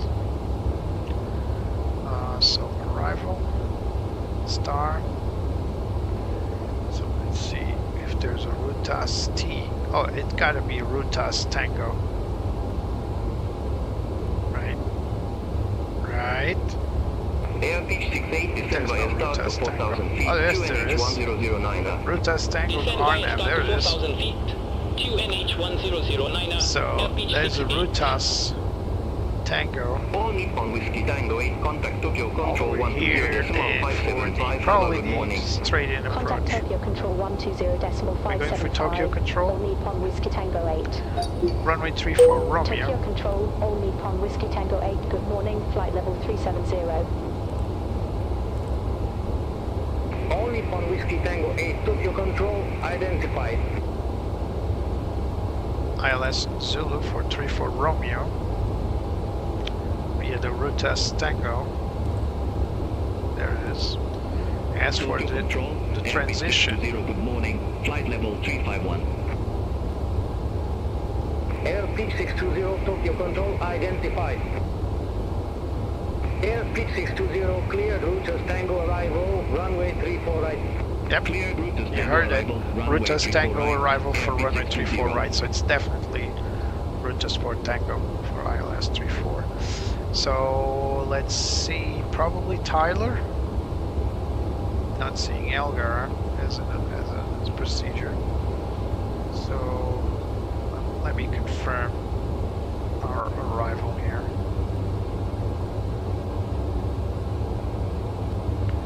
So RAAS 3 Tango will bring us from this side to this side. Yeah, it's going to Tyler. It's definitely Tyler. Just confirming here. Yeah, it's definitely Tyler. Alright. Execute. Looks good. Let's go back to the en route charting. This is a no-fly zone, by the way, but it's the boundary must be very. So yeah, it's above flight level 210. So 250, 210. So you just cannot fly lower than these altitudes when you're flying these routes. And these are corridors, so you don't go flying directly from Numco to Billy. You need to go via the airway Yankee 571. And if you do follow that flight plan, you need to climb to flight level 210. We don't have that here. Yes, we do. 250, see there?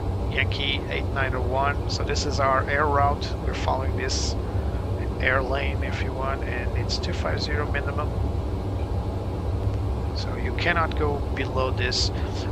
What's in here? Well, it could be a military training zone,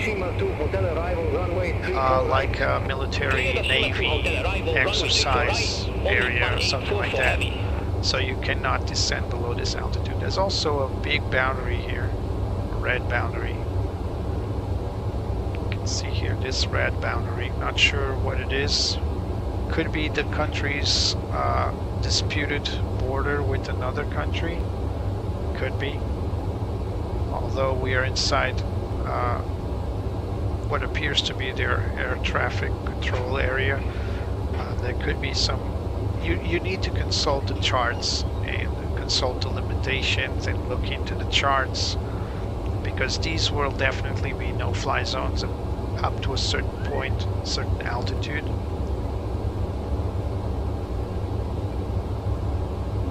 Especially these areas here in Shunada, area K11. So these are classified as no-fly zones down to a certain altitude. You can see here that these areas have no airway whatsoever overflying them. So these are definitely no-fly zones. Although there's a waypoint there, Daiho, but you cannot go to that waypoint for sure. All Nippon 844 Heavy, descend to 7,000 feet, QNH 1009. Descend to 7,000 feet. QNH 1009, All Nippon 844 Heavy. As we approach the top of the descent, I will decelerate the flight, of course. Alright, so now that we got the arrival set, let's go here and select our approach and flap speed. Better said, select our flap and approach speed, that's it. So we're going to take 130 knots. That's pretty good. We don't need any further speed than that. And our ILS for runway 34 Romeo is 110.9, course 337. So let's set that up. So we're going to 110.9. Let's get that to the co-pilot as well. 109. Airfield 620, report ready for descent. Ready for descent, Airfield 620. Oh my god, I keep hitting the wrong key there. That's 9. Good. And set course 337. Airfield 620, contact Kobe control 127.15. Contact Kobe control 127.15. It's mandatory if you ever need to go Cat 2 or Cat 3 to have both autopilots engaged, and therefore you need to set the course and your frequencies on both sides.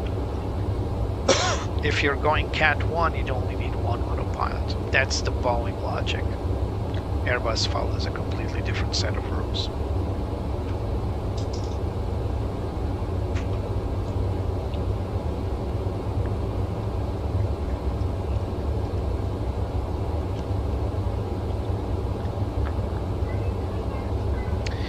I'm going to check here my descent checklist, NTIs, recall. We don't have a recall at this point.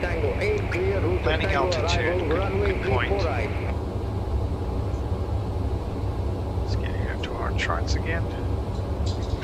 Let's get our approach. Zulu.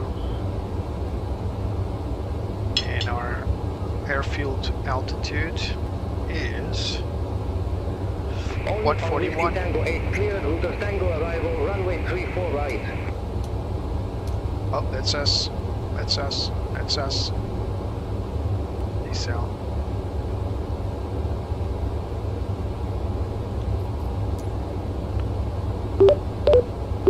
Clear for the Rutas Tango arrival, runway 34 right, All Nippon Whiskey Tango 8. Tokyo Control, Taipei 872 Heavy, flight level 310. Let's call our passengers to our Taipei seats. 872 Heavy, Tokyo Control identified. Good. All Nippon Whiskey Tango 8, report ready for descent.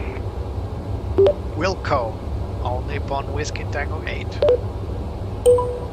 Ah, it accepted. Control, airspeed 620. Whenever I say Passing Wilco, flight level it 305, never understands me. descending to 11,000 At least feet. it didn't. Airspeed Now 620, it did. Tokyo Control identified. So we're ready. We're gonna wait for the TD there. But we're calling the passengers back to their seats, giving them some time.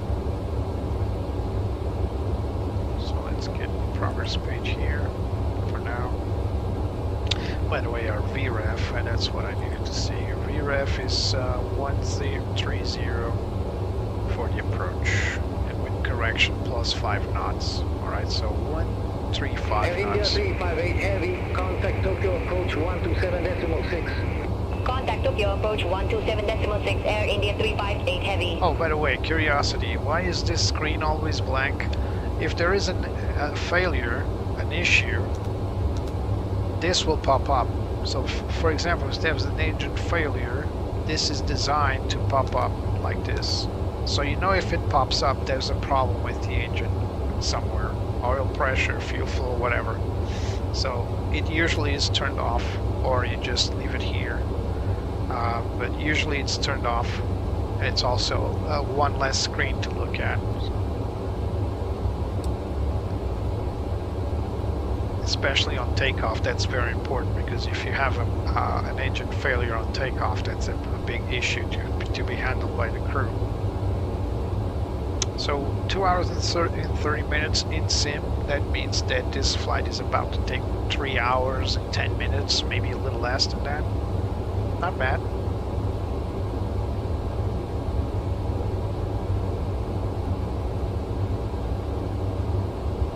Tokyo Control, airspeed 722, good morning. Passing flight level 292, descending to flight level 330. Airspeed 722, Tokyo Control identified.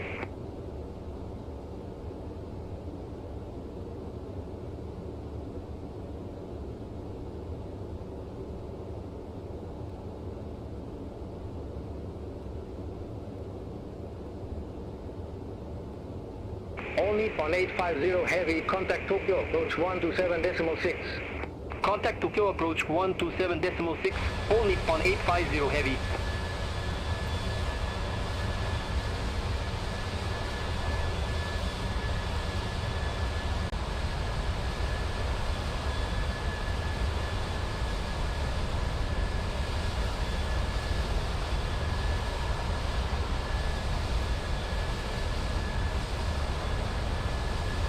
My apologies for capturing such bad weather during my last few flights. Apparently Tokyo I Control, picked the wrong Giant season to 750 fly Heavy, to 11,600 Asia, meters. but I'm sure it's the weather will be clear to land on Tokyo. We'll see.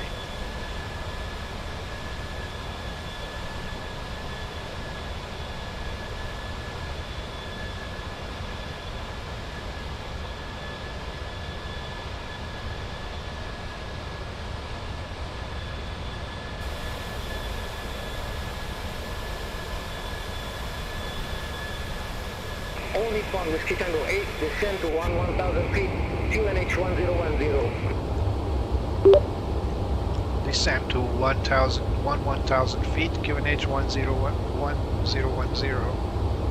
All Nippon Whiskey Tango 8. I think that's what he said. Oh yeah. What's the QNH? It's cut out. Always cut out. Oh, 1010. So incorrect. All right, let's go.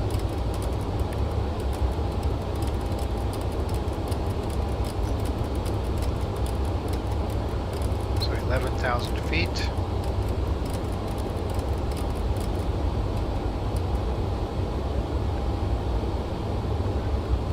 All right. And now we're going to set vertical speed until it reaches the optimum descent. Air France 186 Heavy, Tokyo Control identified. 300. And now, what do we need? Oh, we need to set a transition. The Boeing is a little funky to set a transition altitude. So we need to go to, where is that? It's index, it's on, where is that? It's descent forecast, that's it. Transition level is 140, it's correct. 206 Heavy, contact Tokyo approach 127.6. Winds. Contact Tokyo approach 127.6, All Nippon 206 Heavy. As you can see, we're diverting from optimal descent, but we will get Japan there. Air 42 Heavy, Tokyo Control identified.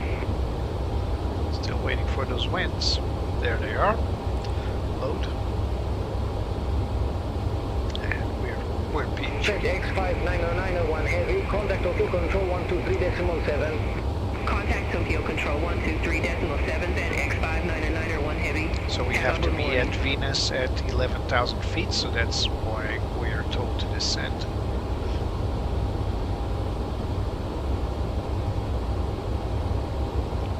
Let's get back to VNAV.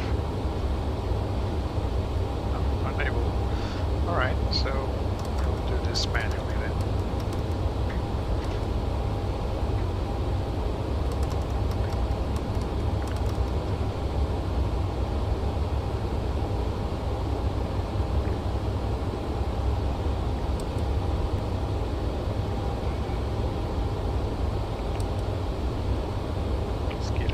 Faster than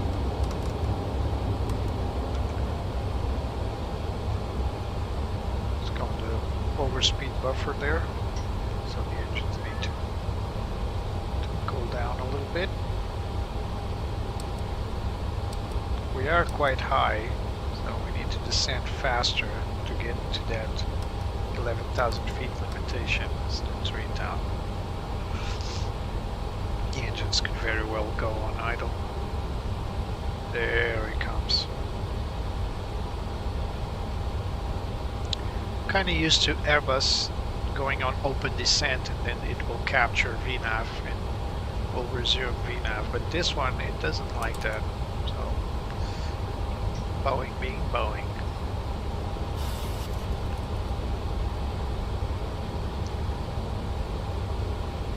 All Nippon 838 Heavy, contact Tokyo approach 127.6. Contact Tokyo approach 127.6, All Nippon 838 Heavy.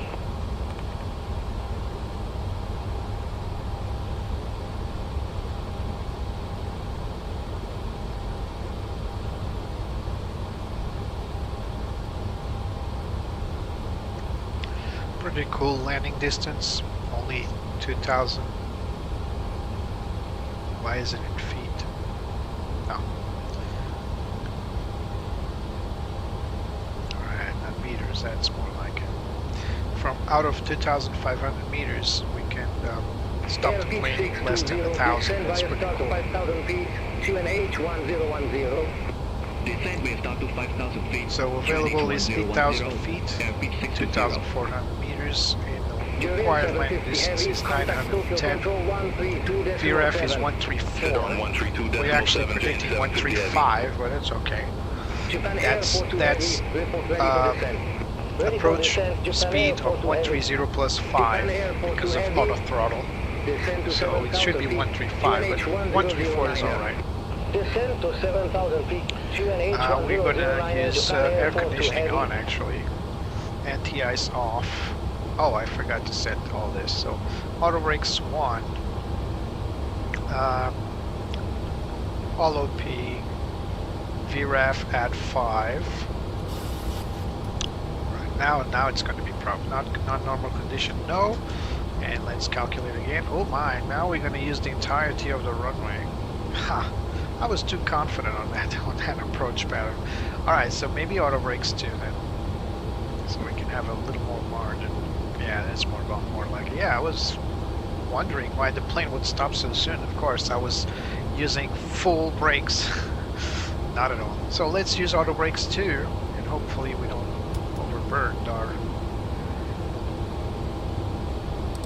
overuse our brakes and heat them up beyond recognition.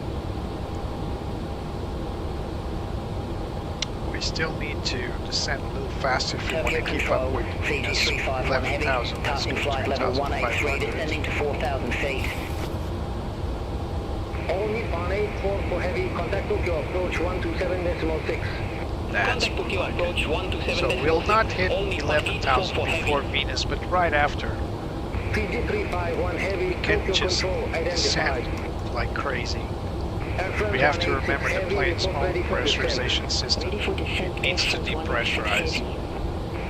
We give it time to depressurize. Descend to 7,000 feet, QNH 1009. Descend to 7,000 feet, QNH 1009, Air France 186 heavy.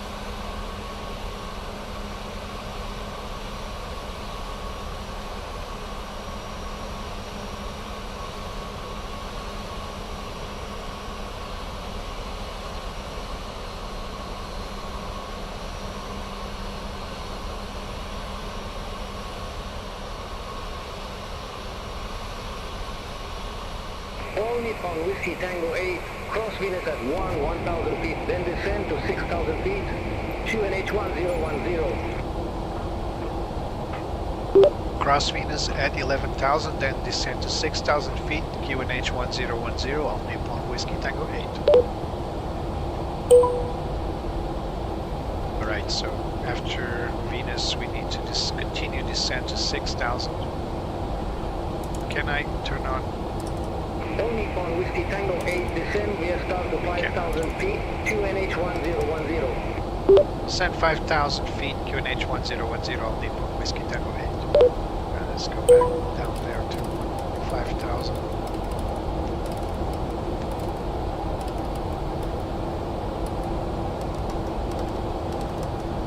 So I'm over speed the plane here. Quite a fast descent. I bet this will make a number on the passengers' ears, the eardrums. Hopefully no one ruptures their eardrum because of me. Because depressurization at this rate is it's painful. Actually, this half moon here, it's pretty similar to what you do in Lisbon, either runway 02 or 20. It's actually pretty cool to see that, because I keep saying that's a unique approach, but now I'm seeing it isn't. There are probably more like this. Altimeter set local 1010. China Southern Set cross check. Contact Tokyo Control 123.7. Contact Tokyo Control 123.7, China Southern 329 heavy.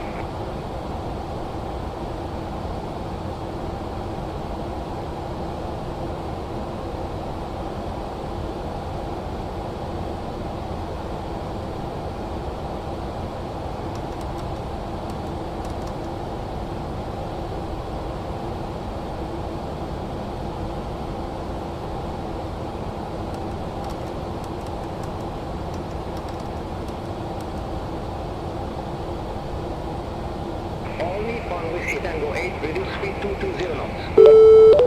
Reduce speed 220 knots, All Nippon Whiskey Tango 8. All Nippon Whiskey Tango 8, contact Tokyo approach 121.275. 121.275, All Nippon Whiskey Tango 8. Approach All Nippon Whiskey Tango 8 with you 9,000 feet, descending to 5,000 feet.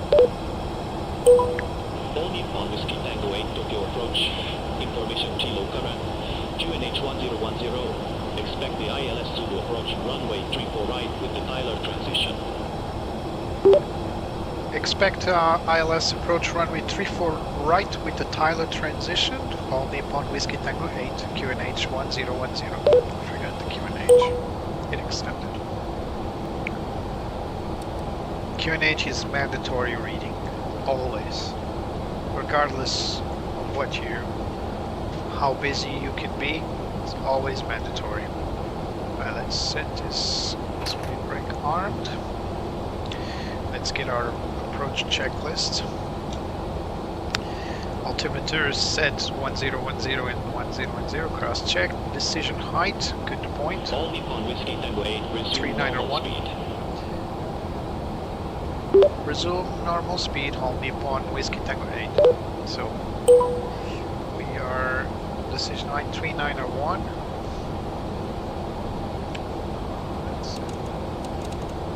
I hate this knob.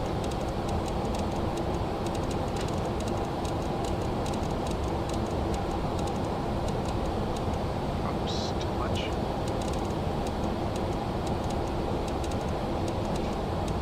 It's not a rotary switch, it's a click left to decrease, click right to increase, and it sucks.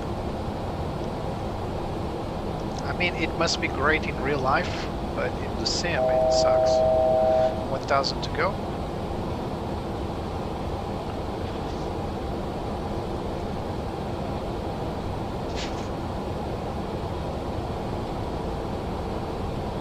Let's confirm our ILS freak 110.9 337, 110.9 337, 110.9 110.9 337 337. We're all set.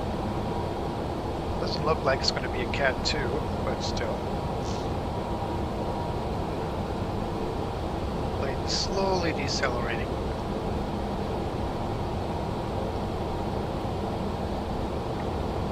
So much like Lisbon, I'm pretty sure ATC can just direct you directly to Tyler here, instead of having you cross all these waypoints. But I guess the point is, that's for traffic separation. So if there's a plane in front of me, it will be the first to turn in. So I have to follow it until it's my turn to turn in. And ATC will manage who turns first. Alright, down to 220, let's go to 250. Because we can. There's no speed restriction other than 250 knots below 10,000 feet. ATC just cleared us to resume normal speed, and that's normal speed below 10,000.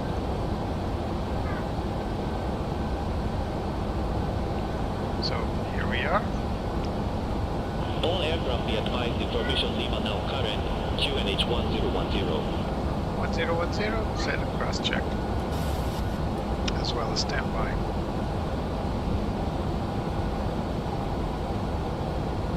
Our airport is somewhere over there. We just can't see it now. Look at those clouds, scary. But I told you the weather was pretty clear till the landing point, and it wasn't wrong. Our holding point is right over there, up ahead. I'm gonna check out our missed approach procedures here.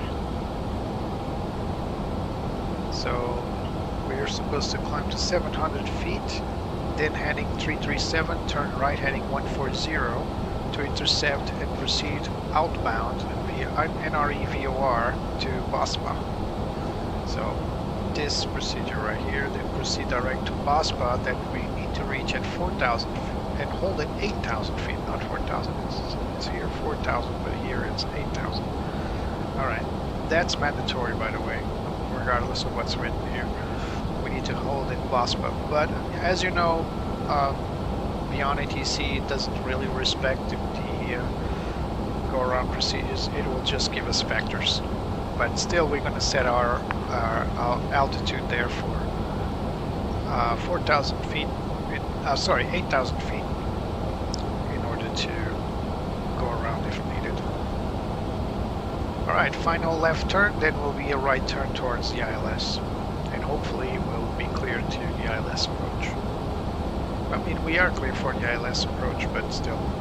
So we need to now to descend to, well, we are at 5,000 feet at Temis, and now after going to Crown, there's Temis, but then at Crown, I don't think we have Crown there.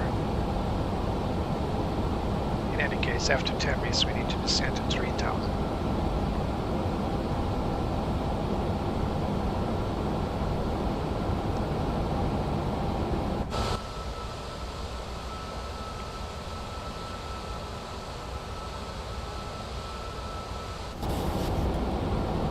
All Nippon Whiskey Tango 8, reduce speed 220 knots. Reduce speed 220 knots, All Nippon Whiskey Tango 8. And back to the reduce speed dance.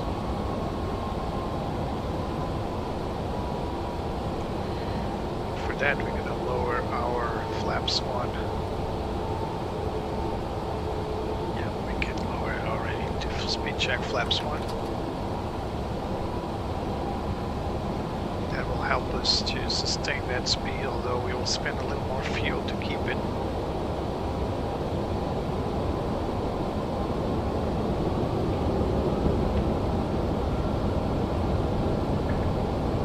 Waiting for the localizer to come alive, still not in range apparently.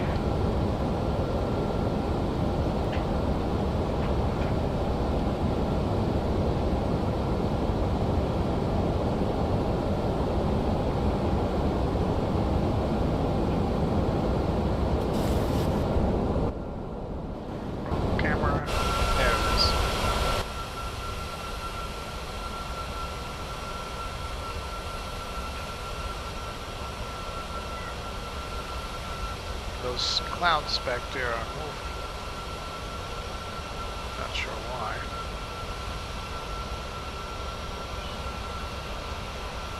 Could be flight simulator engine fighting it.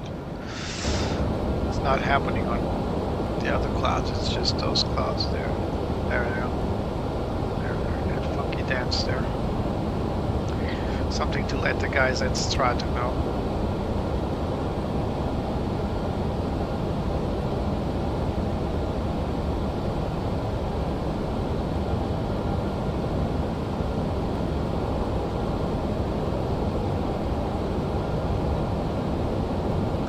Noticing the plane is not able to keep 220, it's 3 knots below.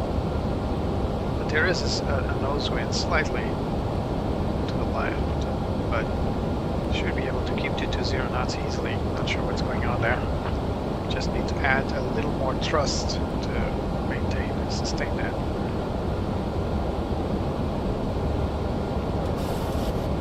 Final right turn coming in. Actually 2 right turns. That cloud over there doesn't look good, but our radar is working. Hi-ho.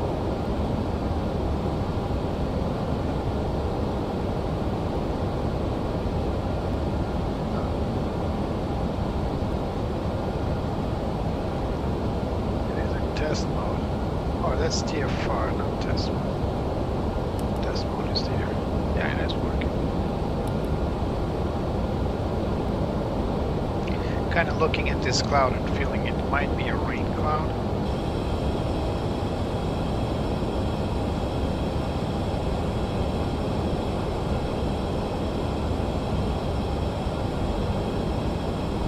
Still no localizer info. About to make first right turn. All There it Nippon goes. Whiskey Tango 8. Cleared direct Tyler. Cross Tyler at or above 5,000 feet. Cleared ILS Zulu approach. Runway 34 right. You're already clear for that. Clear for the ILS Zulu approach, runway 34 right. Past Tyler at above 5,000 feet. All Nippon Whiskey Tango 8. All Nippon Whiskey Tango 8. Resume normal speed. Not a problem. We'll resume normal speed, All Nippon Whiskey Tango 8. Let's actually reduce our speed. Let's start going down to the correct approach speeds here. I hope I could go back to VNAV, but apparently I cannot. And let's turn on the approach mode. It's armed, VLOC armed, currently still on LNAV.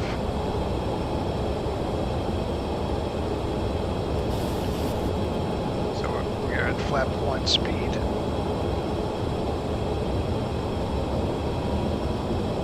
We got localizer information, 24 nautical miles in range.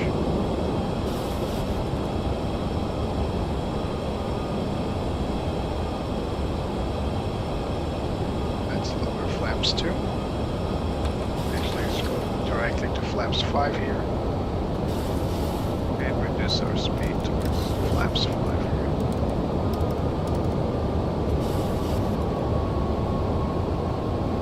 When you're working with VNAV, it will reduce the speed accordingly, but not right now. It's alright, we're still using autopilot, it's just a little manual, but still auto. Glideslope alive. Although we're not intercepting yet, it's just alive, it means it's getting the signal, it's just not trying to intercept it just yet. It will do so when the diamond is full. Currently is hollow.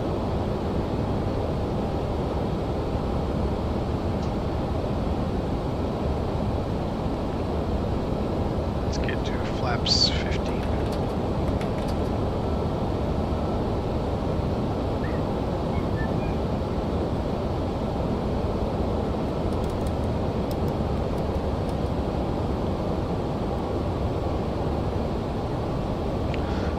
vRAAS is 130 plus 5, 135.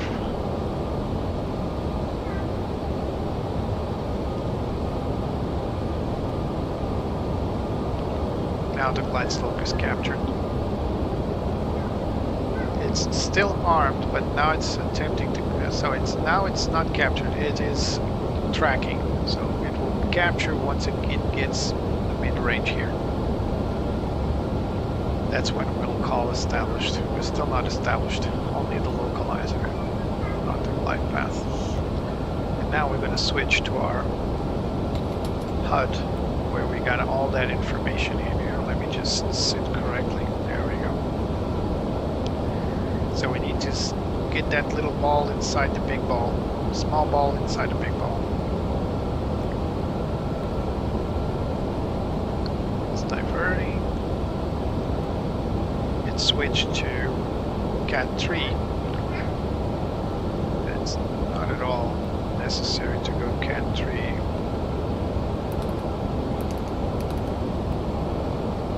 we go. It automatically goes there. Alright, let's leave it there. Sticking to single channel. And now we're going to reduce our speed to vRAAS. 135. Let's get our flaps. That's the gear warning. Gear down.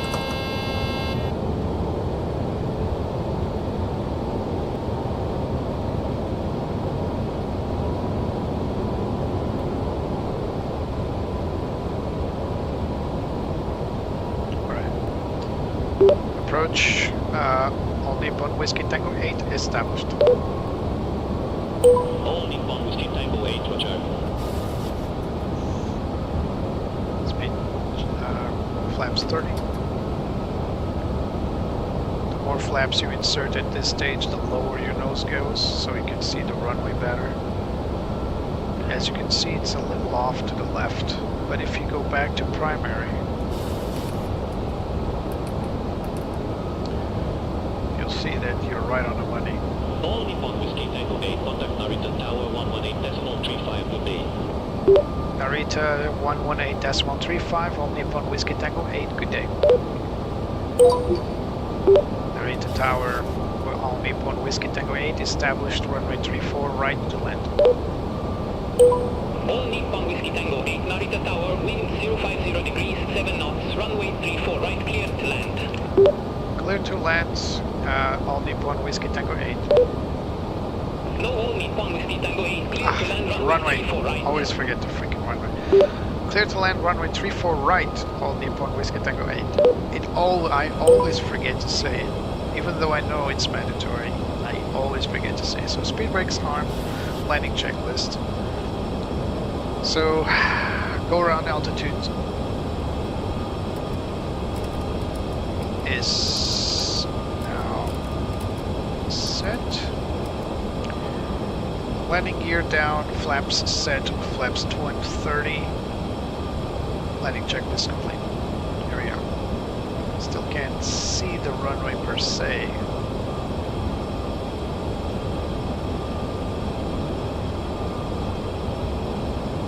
That looks funky. That looks very funky. What's going on with the terrain here? I can see the popular. Oh, the runway's here. It's just blurry as heck. Alright, so I'm gonna overfly these two planes. That's funky. I've seen a few airports where that happens. When you have like aprons right below the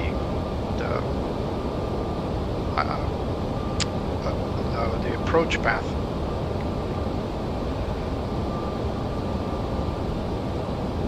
Alright, let's take control of the plane. Feet on the pedals. Always fly the flight director. 2500. 2500 check. We are on a 3-degree glide path. That's pretty on the mark. You can see the 3-degree mark there with the traced lines. Alright, autopilot off. Let's follow. Put the little ball in the big ball.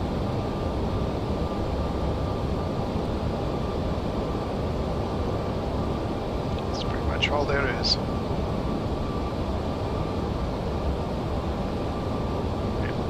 It's the wind. We got tailwind actually. That's not optimal.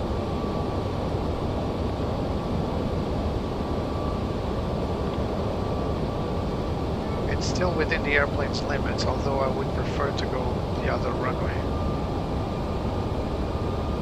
It might change when we're reaching the airport itself. So let's trust the system. It's still doable with this little tailwind. It's turning to crosswind now, as you can see on my ND.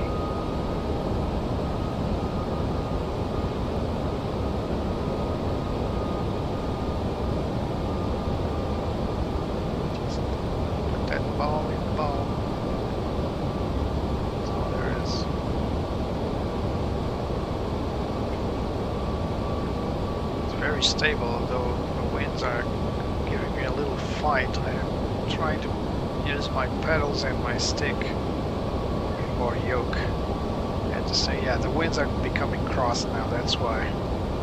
Still, I think there's a crossed runway. I think it's preferable to go to that one, but 1000 check.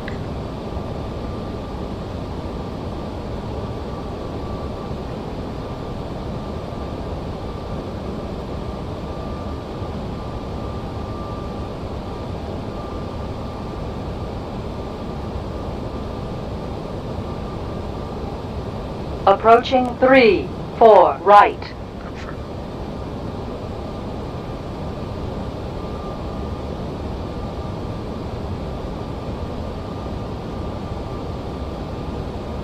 Some sideway motion.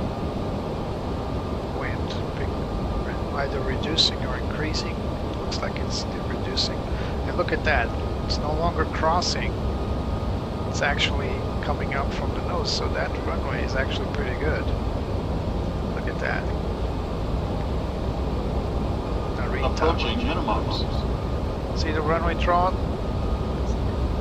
If you can't see anything, Minimums. you can see that. Minimums continue.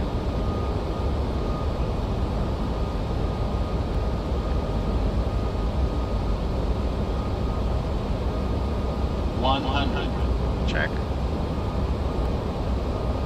50, 30, 20, 10. Idle.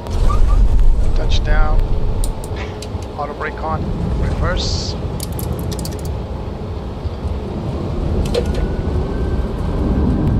Reverse set.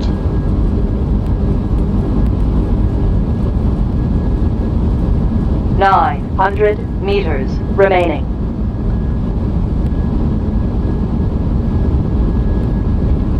Auto brake off. 600 remaining. All Nippon Whiskey Tango 8. Idle. Exit left at Bravo 2. Left at Bravo 2. All Nippon Whiskey Tango 8. Which one's that one? That's Bravo 2. That's the one we want.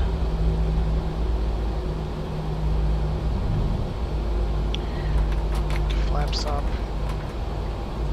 I'm gonna need to disarm the speed brakes there. Runway exit procedures. Taxi lights on.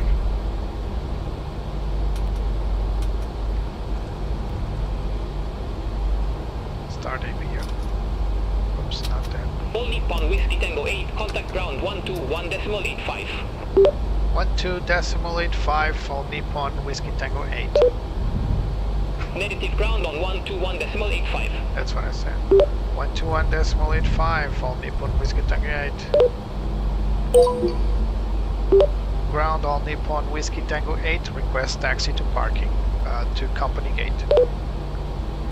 All Nippon Whiskey Tango 8. Taxi to ramp 430 via Bravo, Charlie, Papa, Tango 10 Sierra. Taxi to ramp 430 via Bravo, Charlie, Papa, Tango 10 and Sierra. All Nippon Whiskey Tango 8.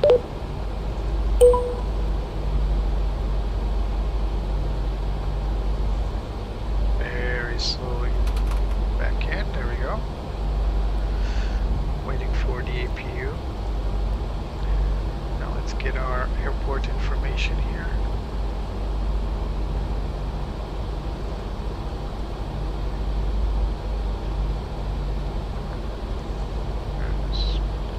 So we need to go. Whoops, what just happened? There you go.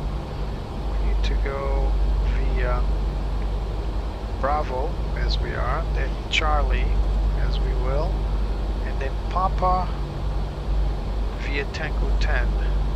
Alright, right here. So Papa, and then Tango 10 is on the other side. Alright. So APU gen is available. Let's shut down one.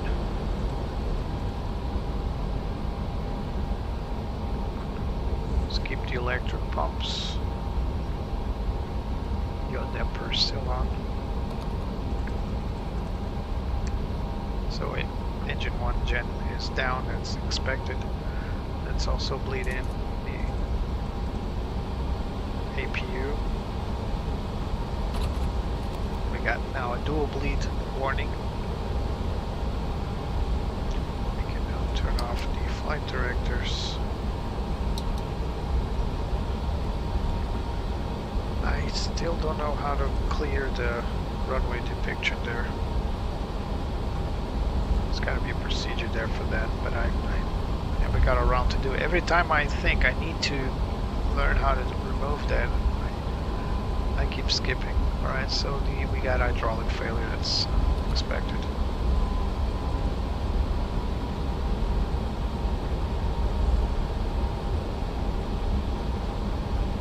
We got a long taxi actually.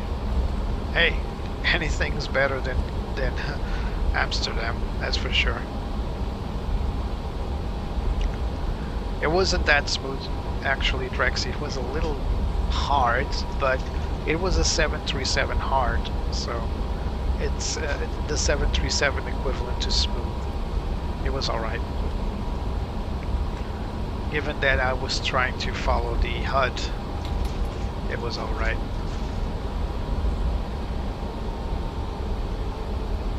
Got 20 knot ground speed, that's pretty good for a single engine taxi.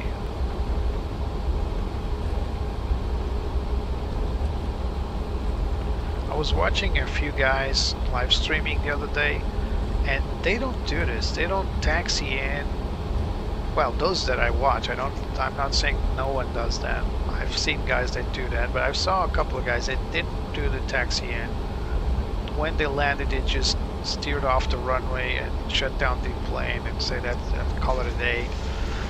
I like to use up the full procedures, and I like to be immersed in this. You know, like I want to see the ground crew coming in and doing their jobs. That's the fun of it, I suppose. Right, we're going right to Charlie. If you're in flight simulation and you just want to actually fly the plane, you don't do anything else like maintenance, ground handling, flight programming, I think that's pretty boring. Even in general aviation, you guys saw me flying the Commander 114. My hands were full with procedures, checklists, and all that. Well, I didn't follow checklists, to be honest, but I did run my memory items that I remember back in the day when I flew VFR quite a lot, and I kept the plane running in as fast as I could with all the systems. I even made a little flight plan for it, even though I didn't actually follow it because it's VFR, but I did make a little flight plan for it. And even doing that, I felt like it was half-baked. I didn't like it, but that's the only way to fly VFR, really.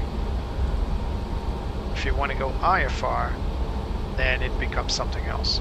Alright, let's now follow Papa. So this is Papa 1, and this one's here. This is Papa 2. So still Papa 1 here, apparently.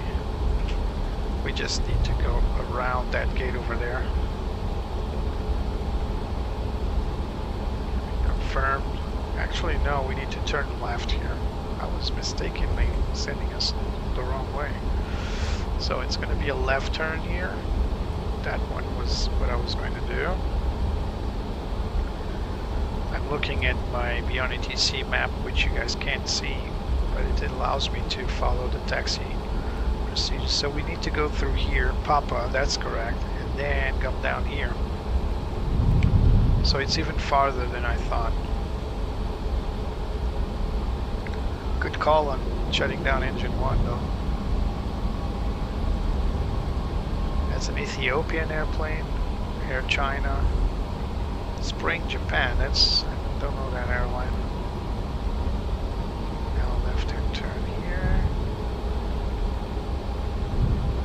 Well, actually this one, my bad. This one. And now Papa, see that? That's Papa, that's the one we want. Big Air China plane there. I think that's an A350. Didn't miss that one, but I think that's a 350. You see, I'm flying a plane on my own here, but I'm still plane spotting. You know I'm an airline geek when you see me doing these things. And I can identify this as a 350, blah blah blah, yeah, I'm a geek. A good kind of geek, I suppose. Or I'm led to think, at least. We're actually going to a very remote parking stand. I thought it would be somewhere in the gates, but apparently it's a ramp. It's not even a gate. China Airlines.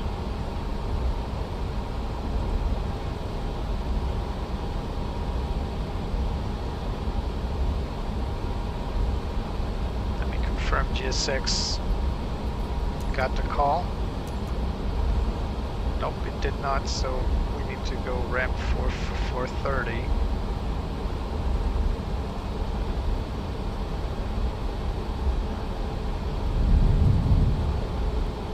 This one.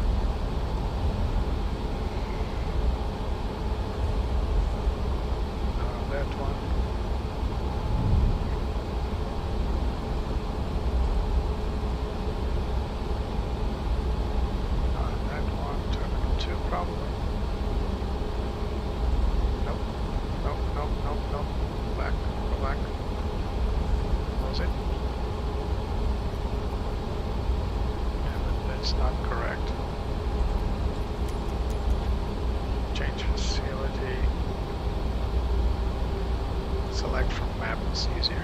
You guys don't see the map, but it's much easier to select from the map here. So it's gotta be 430 here, braking here, so I don't get off. 428, 427, 429, 430. This is the one that I want. Don't follow me. Let's keep on going. ANA.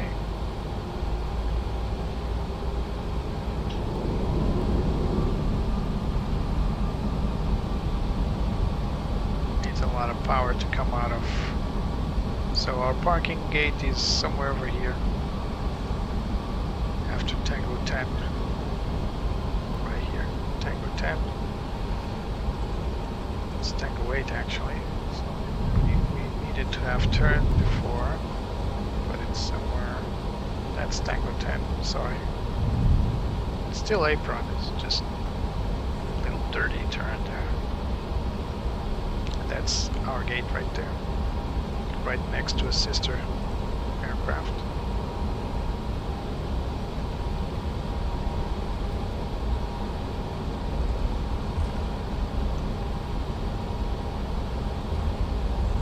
Right. So 431, and that's the one 430 right there. Alright, we got here. Another ANA 787. Alright, turning in.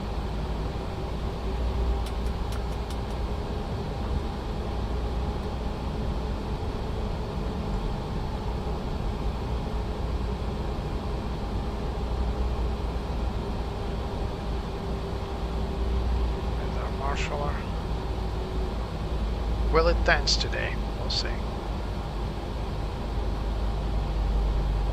Will she dance? It's a girl. Oh my, weather just closed in like crazy.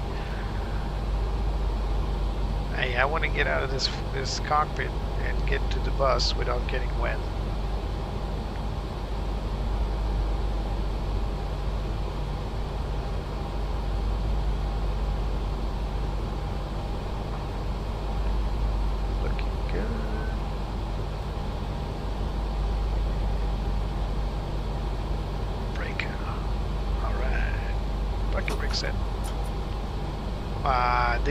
Did not overshot it. Come on. Did not. You need to stop the engines to request ground services. Alright, better. There we go. Alright, we are good to go. APU set to engine generator 2. And we're good to go. Shutdown 2. We got it. Turn off anti-collision. We can leave the logo light on. Wing lights off. APU stays on until we get the ground power unit. Alright, let's set the chocks. All aircraft be advised information, mic now current, QNH 1010. Press the ground power, wait for it.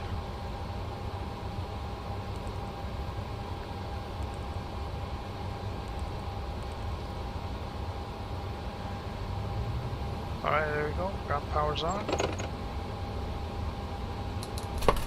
There we go. Right, let's turn off the seatbelt signs and request deboarding. The boarding requested. Right, after landing checklist has been performed except for the radar.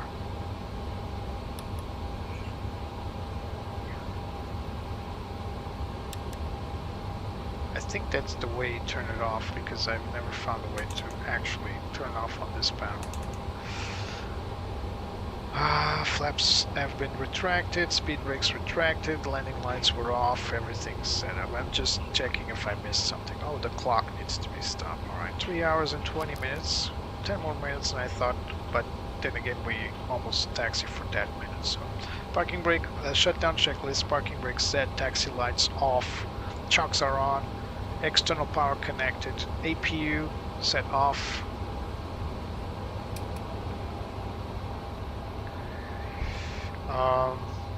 Fuel control switches all off. Passengers bus is coming. Flight directors off, it's already off. Passenger signs off.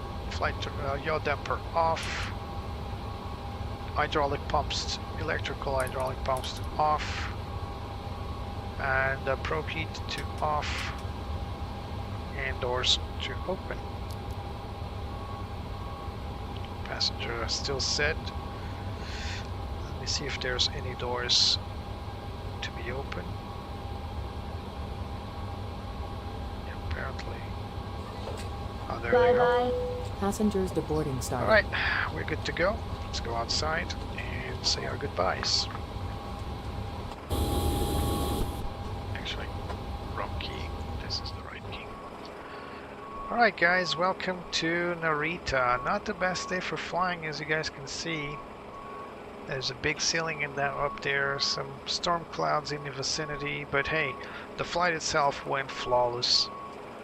And yeah, we are right here at Tokyo Narita Airport in Japan. And this was our beautiful PMDG 737-700. Not the smallest, but one of the smaller Airbuses. Sorry, Boeing. So I just committed an anathema right there. No, it's a Boeing, not an Airbus, for sure.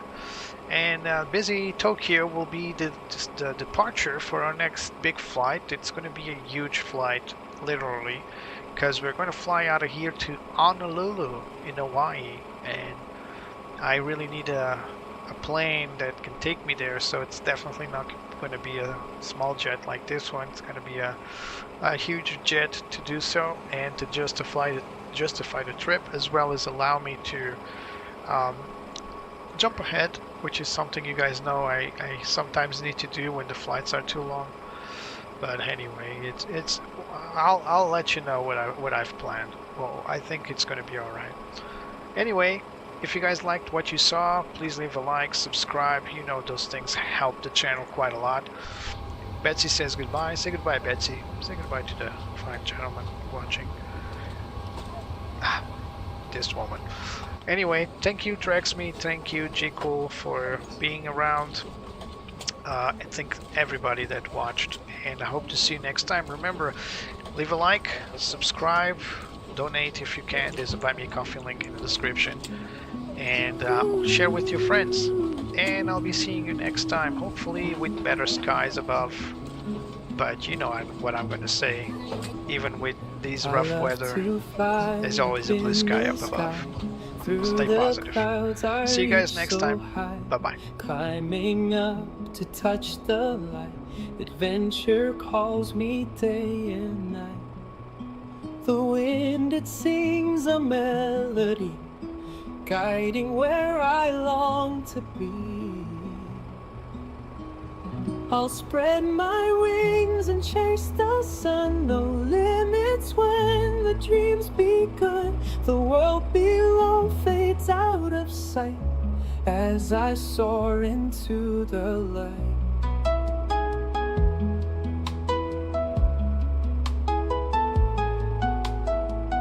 The stars above begin to shine, painting trails so bright and fine. Every turn brings something new, endless skies in brilliant blue. The wind, it sings a melody, guiding where I long to be. I'll spread my wings and chase the sun. No limits when the dream's begun. The world below fades out of sight as I soar into the light.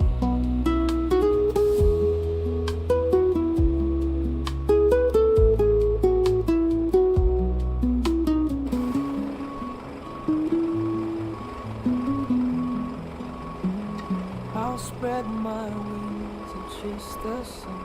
No limits when the drums beat. The world below fades out of sight as I soar into the light.